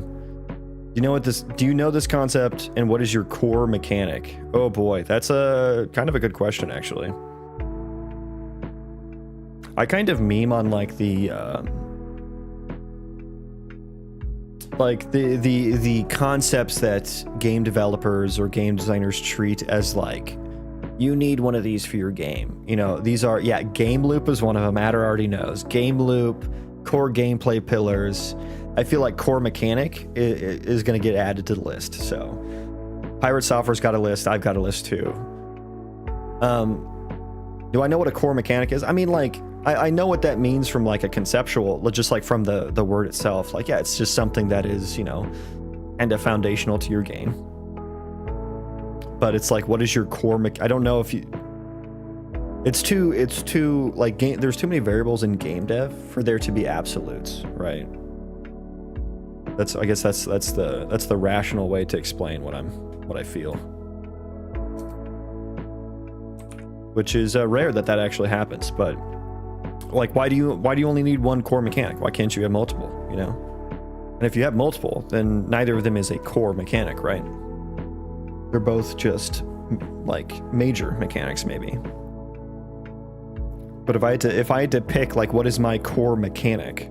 Like, I don't know if I'm building a game that is a combination of 3 different genres: RPG, Colony Sim, and Roguelite. So like, I would think that there is a core mechanic in each of those. So it's like, which one of those is my core mechanic? Like, I don't know if I'd be able to pick one, you know? Because I guess maybe the roguelite part isn't a core mechanic. That's just like an implementation of like the leveling up, or more so like, it's more so RPG plus Colony Sim. It's like, I don't know, what is the core mechanic? The core mechanic is like the typical RPG mechanics of running around in a world, defeating things, leveling up, choosing new abilities, you know, getting stronger, getting better gear. That's like the core mechanic of like, I'll say typical of RPGs. Of course, you can have an RPG that doesn't have any leveling up or anything, but then there's also the Colony Sim side of things, and the core mechanic for that is, you know, there's a building system, you're building things for your colonists, there is like some sort of progression to the colonies, like usually like a tech tree or something like that, you know, and you pursue the progression, you get more colonists, maybe you improve their life, you know, their livelihood, and your colony grows. So there's core mechanics in both of those. From what I learned, some rare AAA games have multiple, but most have one core that the game can't exist without, with more supporting mechanics. Yeah, I think that's definitely one way to go about development. I don't feel like that's the only way to go about development. And I think if you go into development with that frame of mind, you're probably going to produce something that's probably structured, you know, it could be completely different genres, of course, but like structure-wise of the game, here's the main thing, there's smaller things, you know, that's not the only way to make a game, you know what I mean? You know, main things, smaller things. You can do like 3 main things, no smaller things, you know what I mean? So yeah. Did I get the definition of core mechanic right? AAA games have an extensive range of documentation, including pillars, core mechanics, etc. And about a third of the way through development, they may as well burn the docks in a parking lot. Yep. Same with software engineering. Source, I was AAA dev for a long time. Yep. And we're crunching. Yeah. No time to update documentation during crunch time. Meowletary, welcome in. Pretty common now to have vibe features, like a tech tree that only allows one path. Okay, is this any at all related to vibe coding? Vibe features is a new term for me. Tell me about vibe features, Meowletary. I think it's better to just go in and build as you go. I'm kind of flying by the seat of my pants here, Hasty. So yeah, that's kind of more my vibe. Oh shit, we got vibe features. Yeah, I know, right? I made it up. I'm vibe memeing. Oh, you got me. I just got fucking got. Holy shit. My ancestors felt that one. I think it's the one that drives the players to do stuff. AoE has fishing, trade, etc. But that at the end of the day, you get into it to manage an RTS, not to see the character fish and construct. Yeah, that's definitely true for AoE. It's the one that drives the player to do stuff. But like you can, I don't know. It's like there's definitely different styles of structuring your game design, right? I don't know. Like I've always like, it's why I hate talking about game loops. Like, what's your game loop? You know, what's the loop of the game? And it's like, why are you trying to define that for the player? Like, let the player decide what they want their loop to be. You know what I mean? That's why I like sandbox games so much, because it's a different style of game design. You know, you can go off and play a game like, you know, like Dragon Age or Avowed. That's very much theme park vibe. Like that's theme park development, right? You're not really letting the player, like, sure, they have the illusion, or I shouldn't say illusion. They have options and paths for the player to choose, but they are developed like explicitly. You know what I mean? And it's not, they don't just create a world and then let the player interact with it, right? Which is more so the vibe that I go for, and why I don't really think, like, I think about loops a little bit, right? I do think about like that will come into play for sure, but like I more so just want to create a world that's interesting and that responds to the player in fun ways, that creates experiences, and then the player can go and engage with what they want to. You know what I mean? And I just have to keep that in mind when I'm developing, so that you know, all the interactions make sense with one another, which maybe is a more difficult thing to do, but we'll see. Twitch follow bot. Hello, if you want 10k follows in Twitch in about 19 seconds, let me know, because you're the best. No, thank you. I've gotten follow bombed before. I did not enjoy having to go and delete like 2,000 follows. Easiest core mechanic to understand is Call of Duty, which is shooting. Cannot play the game without it. I don't know. Me and my friends used to do riot shield builds, and there was no shooting in those. And everyone fucking hated playing against us.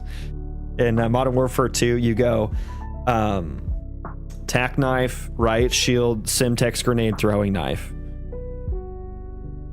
So we weren't shooting anything. So, I mean, that's just one way to kind of like break down the concept. That's why I don't like absolutes, right? In game development, for sure. You have a follow bot? Damn head. No, I got follow botted. Like, people like follow bomb you, apparently, to just like fuck with small streamers or something. It's a thing, apparently. I don't know. Commando Pro, right. Hasty knows. Hasty knows the fucking, he knows the Modern Warfare 2 lore. I never worked on a huge game, so trying to abandon intentionality would probably never become any better game. I mean, you can still keep the scope small. It might just be hard to think about because it's literally like a different thought pattern, I feel like. You can just create, like, you don't have to create like a huge world. You can create a small world with a few interactions, right? Think of something more so like Animal Crossing. You know, that's not at its base. Like, what is the core mechanic? I guess you could say the core mechanic of Animal Crossing is like the loan part of it, but I wouldn't even say that, because like you don't even need to pay off your loan and you can still play the game and interact with villagers and collect items and decorate, you know. At its core, it's a pretty small game, but it's still sandboxy.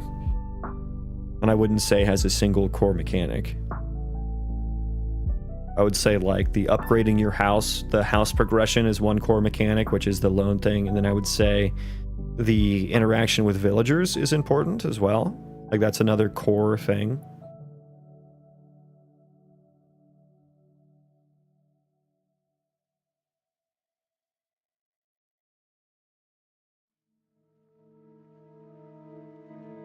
Yeah, I hope I never write a game design document, honestly. I write way too many fucking docs for my job. And yeah, they're all out of date, literally, once we get done. Glad to see you back at it today, brother. Proud of you. Stay strong. Thank you for the words of encouragement. Welcome back in. Yeah, I need to return Yeah, I changed this. So is blueprint, we can call interact. If it's built, we shouldn't. I think that makes sense.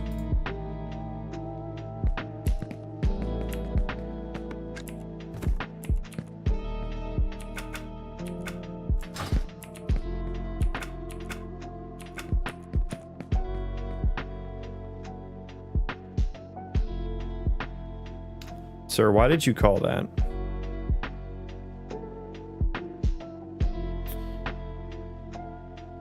And it was getting mad. What did it just get mad at me for? Not directly call event functions in interface. Call execute. Get display name instead. I did that. I did that.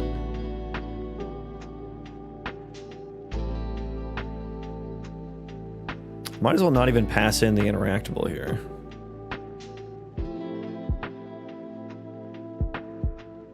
Interact payload, interactable. Yeah, that's valid for sure.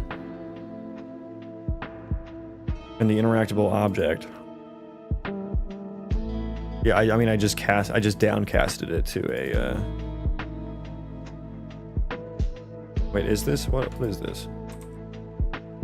It is a U. Never mind. So it's a U object. Why is that getting mad at me?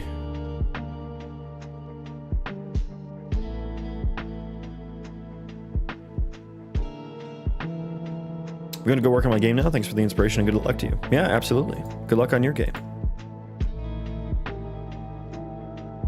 I appreciate the thought-provoking question. Okay, but he finished it, is the important part. I don't know why it was mad at me for that. I'm doing what it asked for, which is calling the execute underscore thing. Why are you mad at me? I'm right. Again, here. Again, here. Okay, so we never got rid of... Yeah, and so here's the problem, is the interact... or the colonist task. Okay, yeah, here's what we need to do. So the colonist task, colony entity data, it's on here. The colonist task doesn't get set to finished, so we come back here. But maybe I should like set this to empty or something.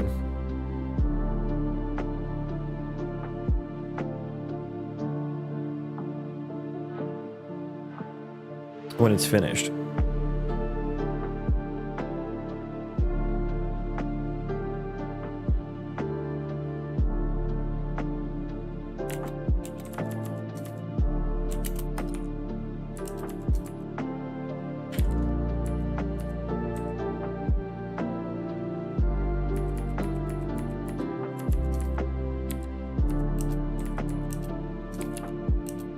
Instance data, interact payload. I guess let's like zero these out.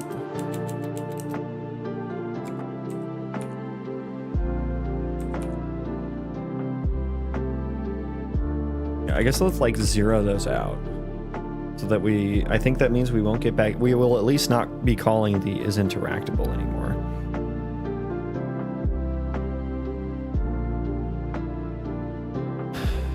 Noob question, what purpose does an interface have in context?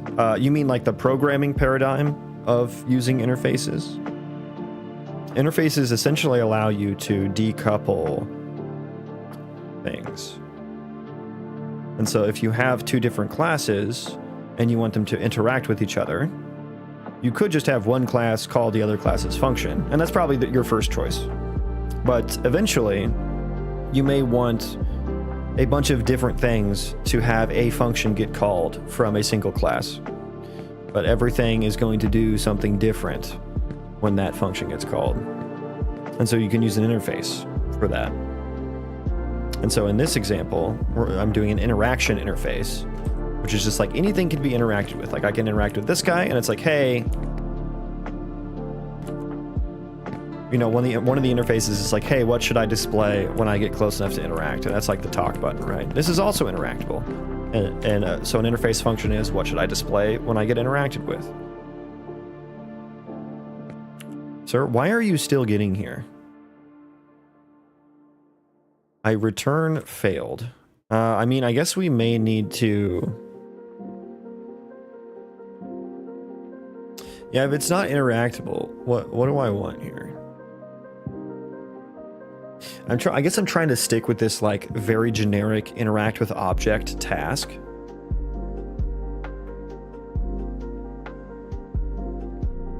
Thanks for playing. Sounds like I guessed it. Spot on. Yeah, there's kind of like two different use cases for it, or two different mindsets for it. One is like, yeah, I just need random, you know, a lot of things to have the same function on it, so that I don't need to,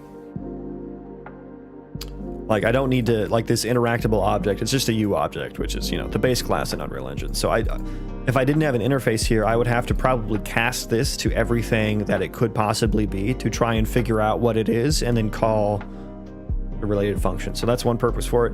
Another thing people use it for is, like I said at first, is decoupling things. Like sometimes you may only have one thing that uses the interface. And I try not to do this because I think it makes the code harder to follow. But it can make sure that the two classes on either side of the interface don't reference each other. Which can allow you, it allows you to decouple the classes because neither of the classes know anything about the other one. That means the implementation stays a little cleaner. And a lot of people put, I shouldn't say a lot of people, but there are people who will put an interface in between every single class-to-class interaction, and it's just like, I've seen some code bases like that, and they're pretty fucking gnarly to navigate around on, but yeah, so there's kind of two different things. So yeah, this interact with object generic task, it could be a lot of things, right? And I'm trying to figure out what I want to do with the data, the instance data, when I get to something like this, where it's not, if it's not interactable, do we try again? And I guess let me look at the state tree here.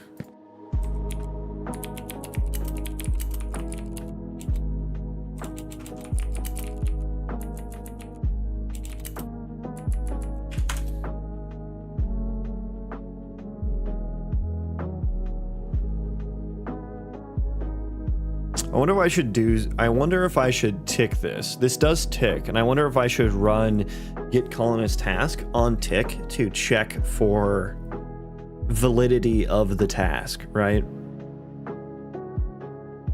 And that's going to have a lot of specific logic in it for each task, I would think.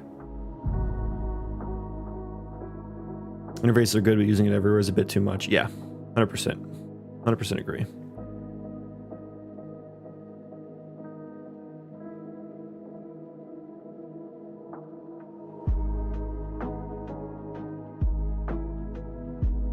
I could run this on some tick interval, of course, on the background thread. Check for validity on all the possibilities that this task could be, which is going to be a lot, right? Construct, forage, chop, you know, all this stuff. And that will allow me to at least like cancel the task that the colonist is doing if it like gets completed or something, which would be nice, right? Because otherwise they would have to wait to get there and realize that they can't interact with it, which would be kind of annoying. So maybe I'm kind of leaning towards that. And then we will have this task, because this does output the interact with payload. So I think we'll have that task return succeeded or failed or something, you know?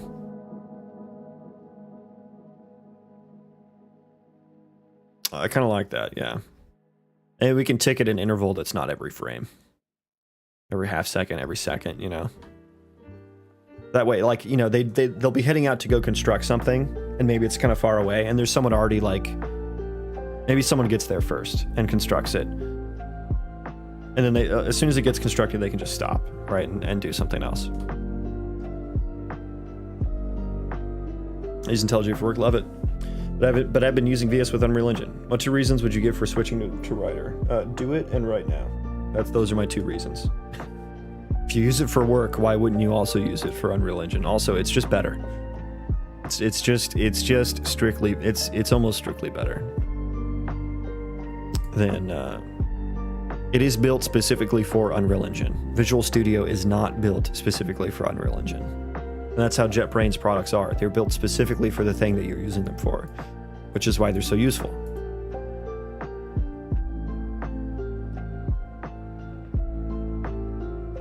You should just go do it right now. It is free for non-commercial use. Just do it. This is your sign.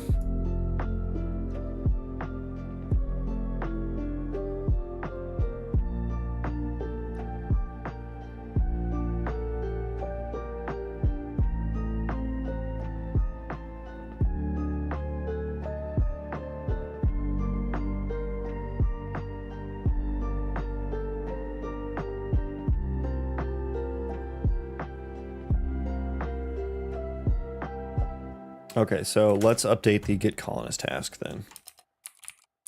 I like this idea. It's already got some pretty specific. I was trying to make it as generic as possible, but I don't think I'm going to be able to do that. There's just going to be too much logic. Is it commercial use only when the game sells? Yeah, I mean, I think if you yeah, I think so. I think Epic does try to push people to use VS. I mean, you do need the VS build chain and the build tools and stuff. Like, you do need to have Visual Studio. Ryder uses the Visual Studio build chain.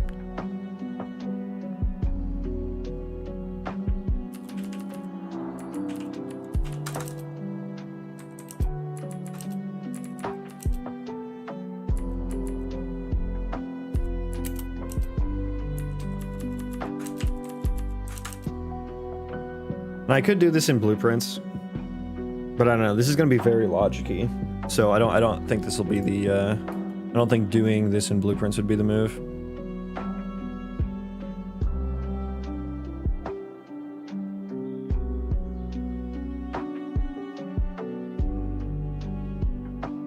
And there are going to be certain things that I only want to do once, right? Like some of these, like getting the desired PCG points. Yeah, that's going to be a one-time thing.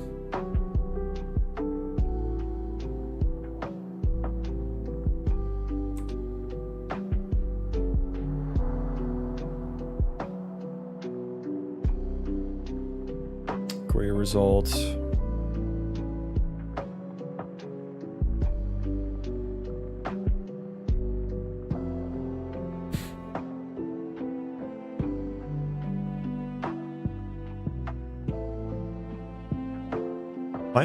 Why am I plus equaling 30 there? That should probably just be equal to 30. Oh, I see. Because we're setting it there. Yeah, that makes sense actually.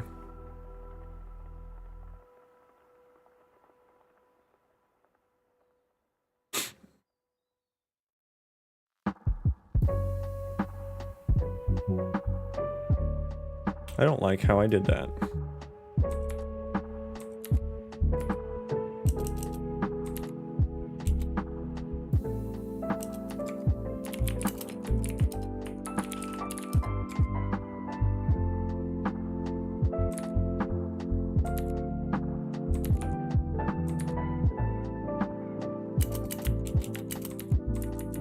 Tech, welcome in.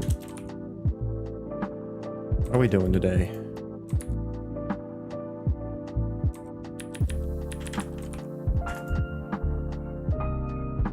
Okay, yeah, so I do want to run certain things on tick, and I guess that there should just be a function for is valid. I'm thinking bool is valid task, I'm gonna say.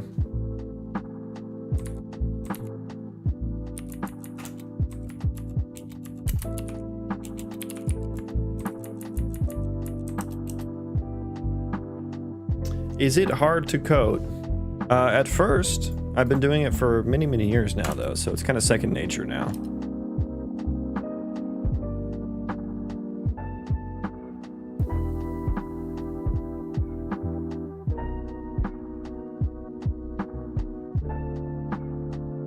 So this would be a part of that.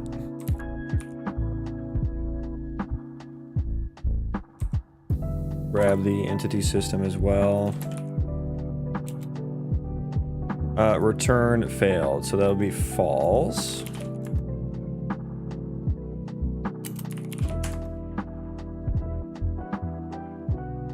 I guess at the end we'll return true.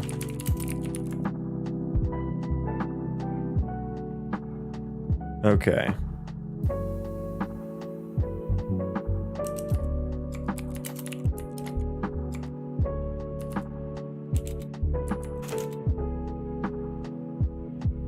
And we can delete that. Well, we can delete the checks at least.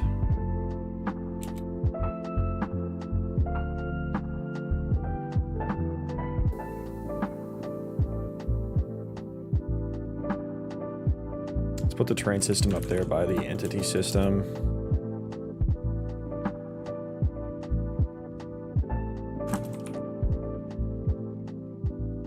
Then there's going to be things I only want to run once. Yeah, getting the interaction points, which is very similar to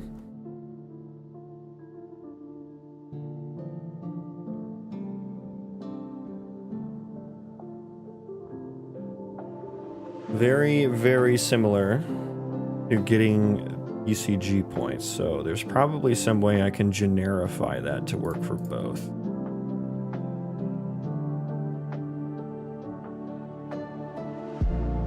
ECG point container acceptance radius. I wonder if I should have a list of like options.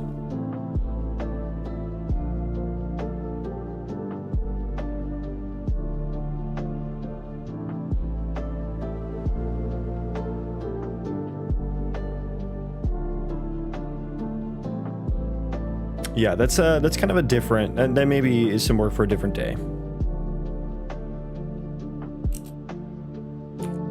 So let's do a switch on colony data,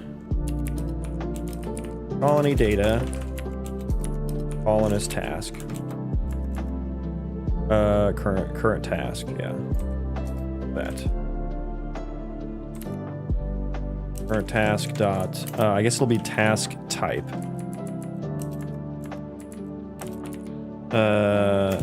It's gonna get mad at me because I don't have the default case,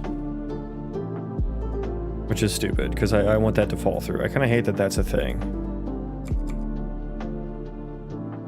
And so here's what I want to do: the task type specific validity checks. Where do I want those to live? Because those can be static, so I can put those on anything.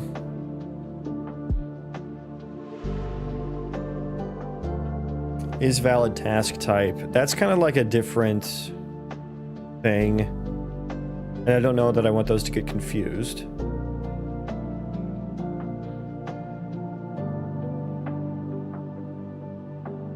Because like is the instance of the task valid to be continued to be done, or is the task a valid choice for the colonist to perform, are different. Those are different things. I could just keep them on here until I feel like they need to go elsewhere. I guess let's just make some static. If they are only going to be used from here, I guess we can just make some static functions on here. So static bool is valid construct task. I'm gonna have functions for each individual thing, each individual like task type. All the information can be derived off of the context. So like I will switch case here. Case will be construct, right? Return is valid construct task. Yeah. Default return true. And I guess I don't need the return there. So let's just enumerate these.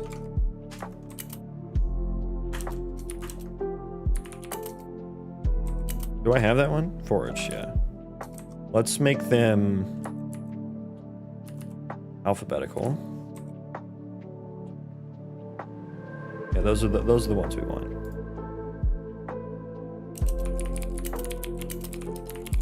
Is valid chop Trees task.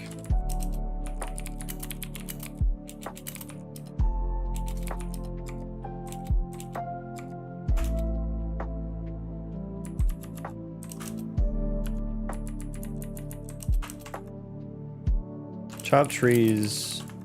I'm just gonna return false because we don't have it implemented yet. So we'll return false for both of those. Well, actually, forage is valid. Forage is valid.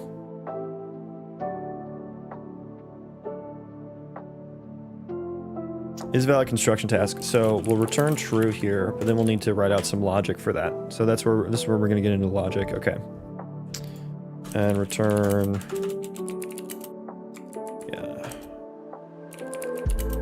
There we go. The screen's following cursor. Did you code that for the stream, or is it some sort of preset? There's a GitHub that has like a little Lua script that you can use as an OBS plugin. So I took that and I updated it a little bit to work better for Unreal Engine development, specifically, or game dev. Your is programming senior. I think most would consider me that, yeah.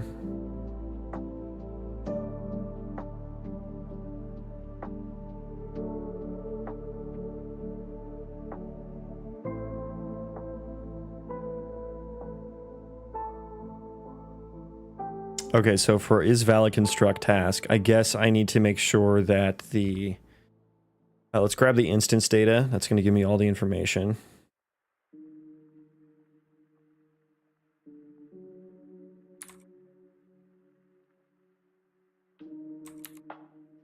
Instance data colon this. Oh, right. Right, okay. Right.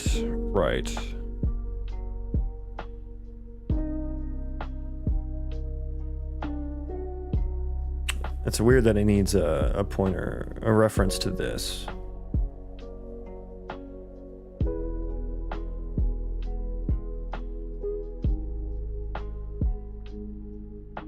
Okay, so they're not going to be static. Okay. I could pass in the necessary params I wanted. Did I do that so I can move them easily? I don't know. I don't know if am I going to use these functions from anywhere else?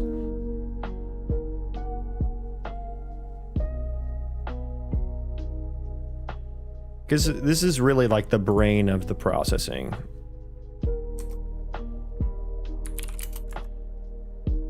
Bucket, we ball. I don't know, I could let's just... We'll make them static because it's going to be more modular that way.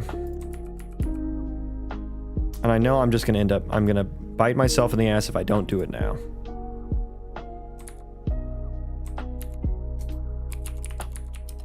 So I'll need to pass things in like instance data, F my entity will probably be necessary.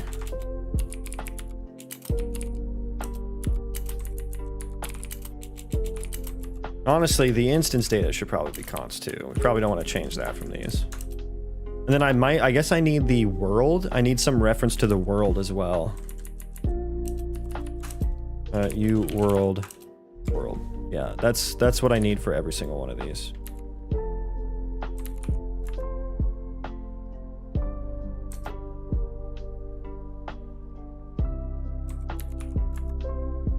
Okay, and yeah, just come on, you can do it. Yeah, you can do it. Good job. Although I already have a reference to the instance data, we don't need to do that again. Thank you though. Wait, am I wrong about that? I am wrong about that.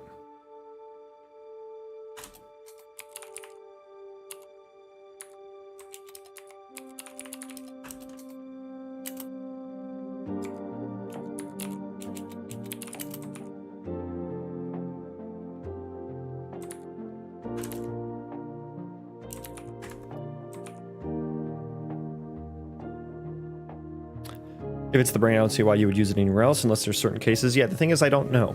I don't really know. I can, these are definitely the kinds of functions that I may need to. I just don't know. And so it's just always a good idea to keep your code modular if you can, you know, so that when in the future, like I would like, let's say in the future I have like 1 million of these, you know, moving all those or changing them all to what I just did would have been very annoying at that point.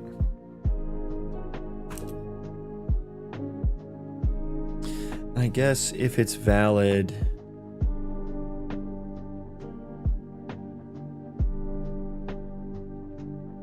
yeah, I want to like reset things. So I can do that from outside of this. Yeah, because it's just a const. Like a global script. I don't think a global script is modular like what I'm talking about. Not quite what I mean.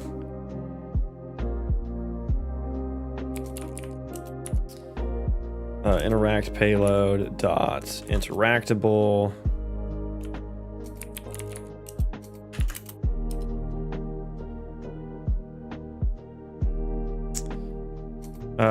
This is the building, and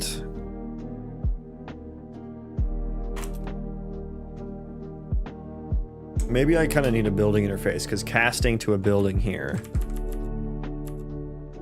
feels bad. But I need to get some information. So this may be a good case for an interface.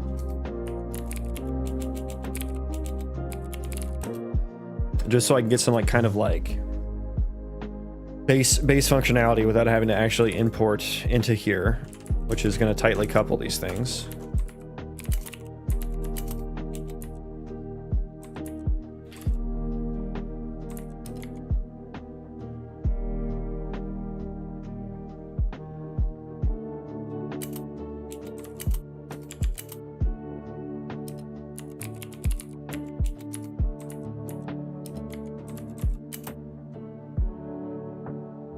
Building B is built.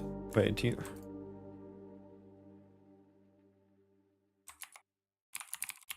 Yeah, it's B is built. Am I dumb here? Oh, I'm not actually. There we go.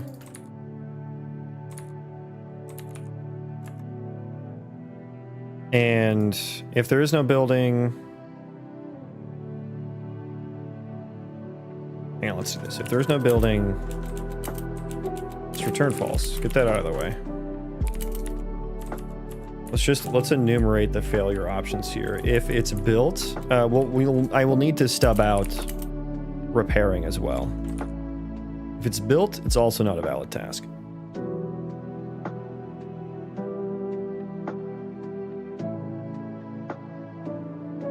Yeah, const generally means the same thing across languages. It means the function cannot change the class.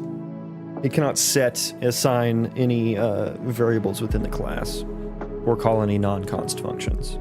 So, the same in most languages.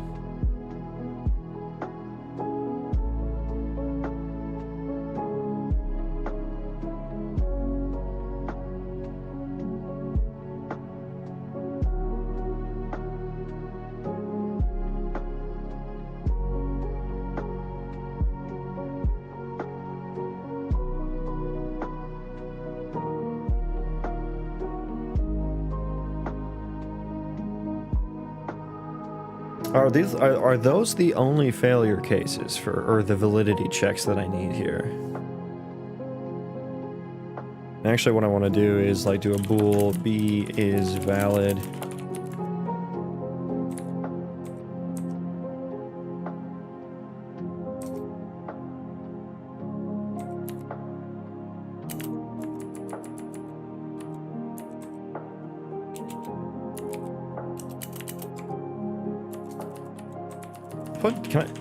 Is it weird to put defaults first? I've never done that before.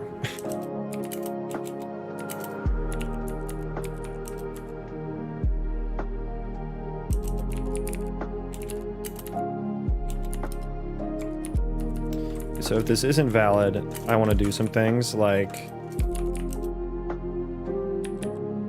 instance data dot interact with payload dot move to location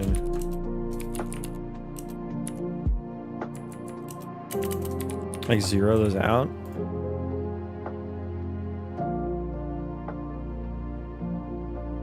I mean, do I care about that actually? I don't know if I care about that. Because we're gonna fail the task. Yeah, no, I don't actually undo everything I just fucking did. We're gonna just fail the task, which is gonna reset the state and shit I don't need to do.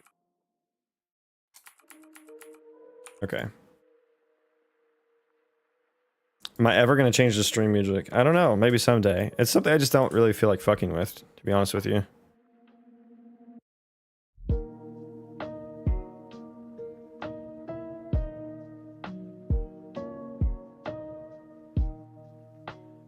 I already cast here, so...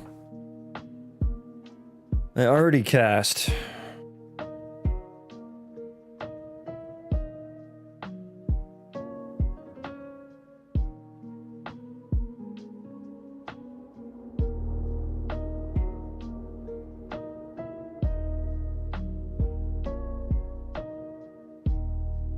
Yeah, I'm wondering if I should do some of this first. Some or all.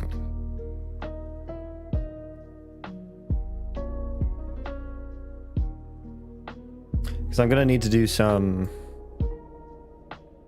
checking on the interaction points. I don't know. Should I try to make this is valid task like the central location for all of that? Because like there's going to be some very obvious scenarios where it's like, yeah, I don't cast this to a building or something. I don't know. I'll just leave it like it is for now. This theoretically should work. Although, I didn't even update the tick. Hang on. I didn't update the tick.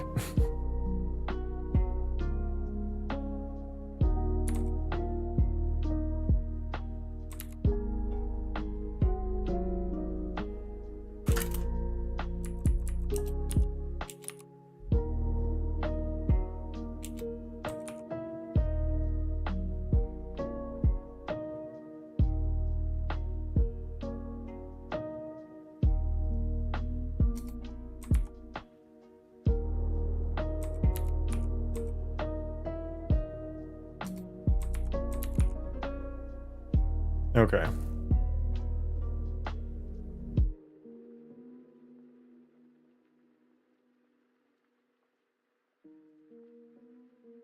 I gotta hop off soon. I hope this works.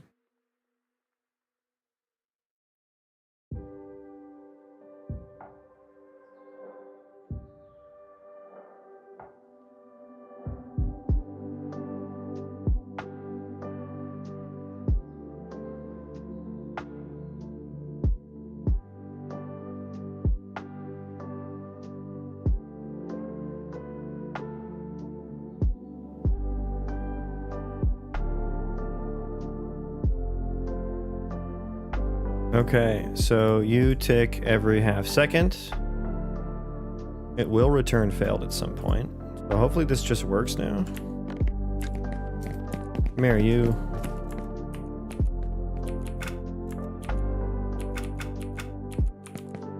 Okay, he didn't even go there. He didn't even do it. So I broke it. I just broke it now. Okay, so let's open up the vlogger and see what he's doing. Are you gonna try to do it again?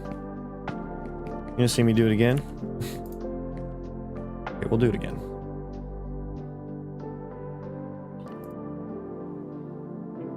Let's see what your logic was.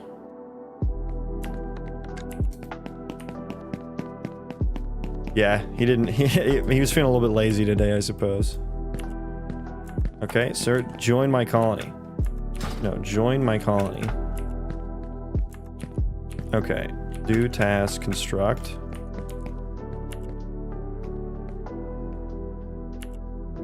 Go. Okay, what did you do?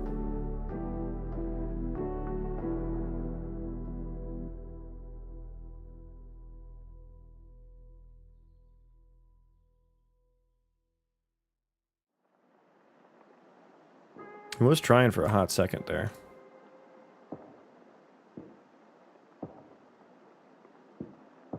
Oh, current task is interaction. He's being interacted with. Never mind. He didn't try for a hot second. Where's the frame that he tried?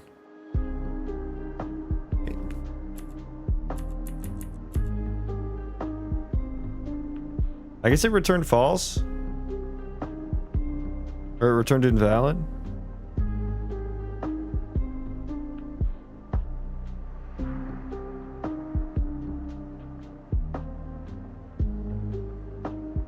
Yeah, this is the frame. This is the frame where he gets the task.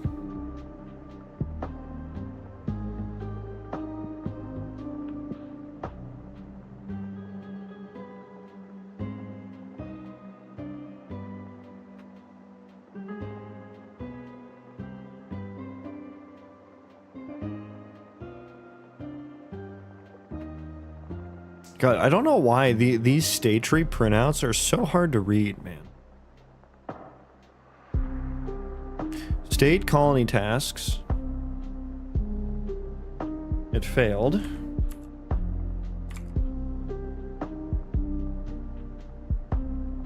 Probably flipped a condition or something. If there is no building, return false. If the building is already built, return false. Otherwise, return true.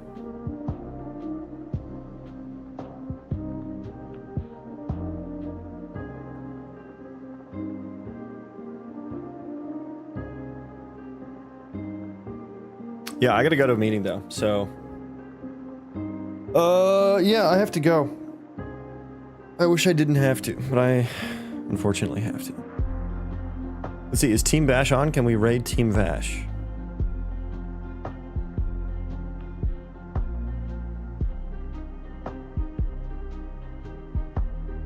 It's a meme. I'm not actually gonna do that. What do we think? Stevie or Prismatica? I think we rated Stevie. Actually, let me... Oh, hang on. Let me see. Hang on. Let me see something here. Okay, I might be late for my meeting, but let's see. Okay, we go here. What do we fucking edit? I forget. I have to do it one by one, I think, maybe. I'm gonna try a YouTube live redirect. Give me a second. Redirect. Add. Fuck.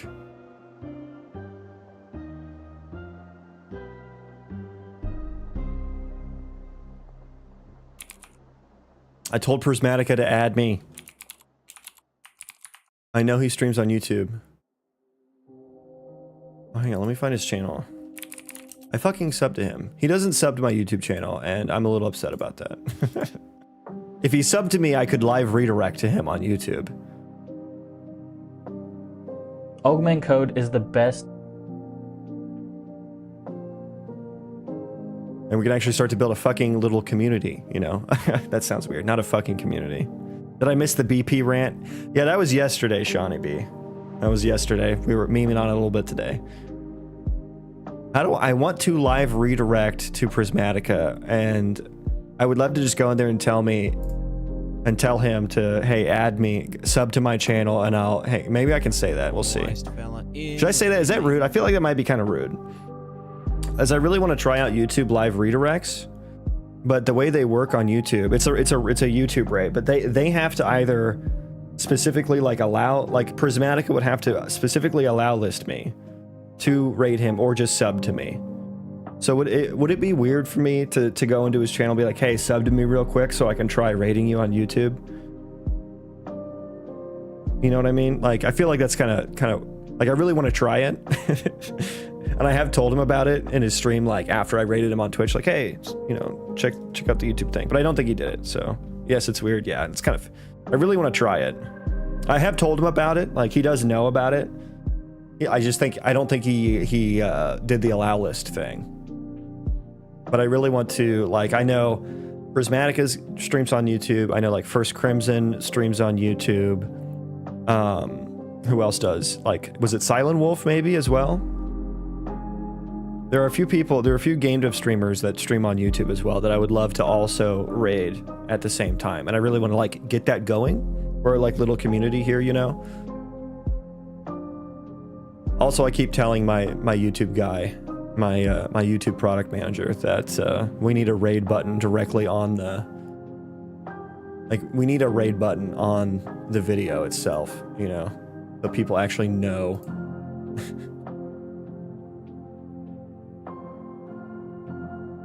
Can I go in here? Oh, I can add a redirect here. Okay, but I can't, yeah, I can't do it. He's silently looking for an out of your relationship. Don't tell him. Yeah. Maybe whisper him instead. What would I whisper him on?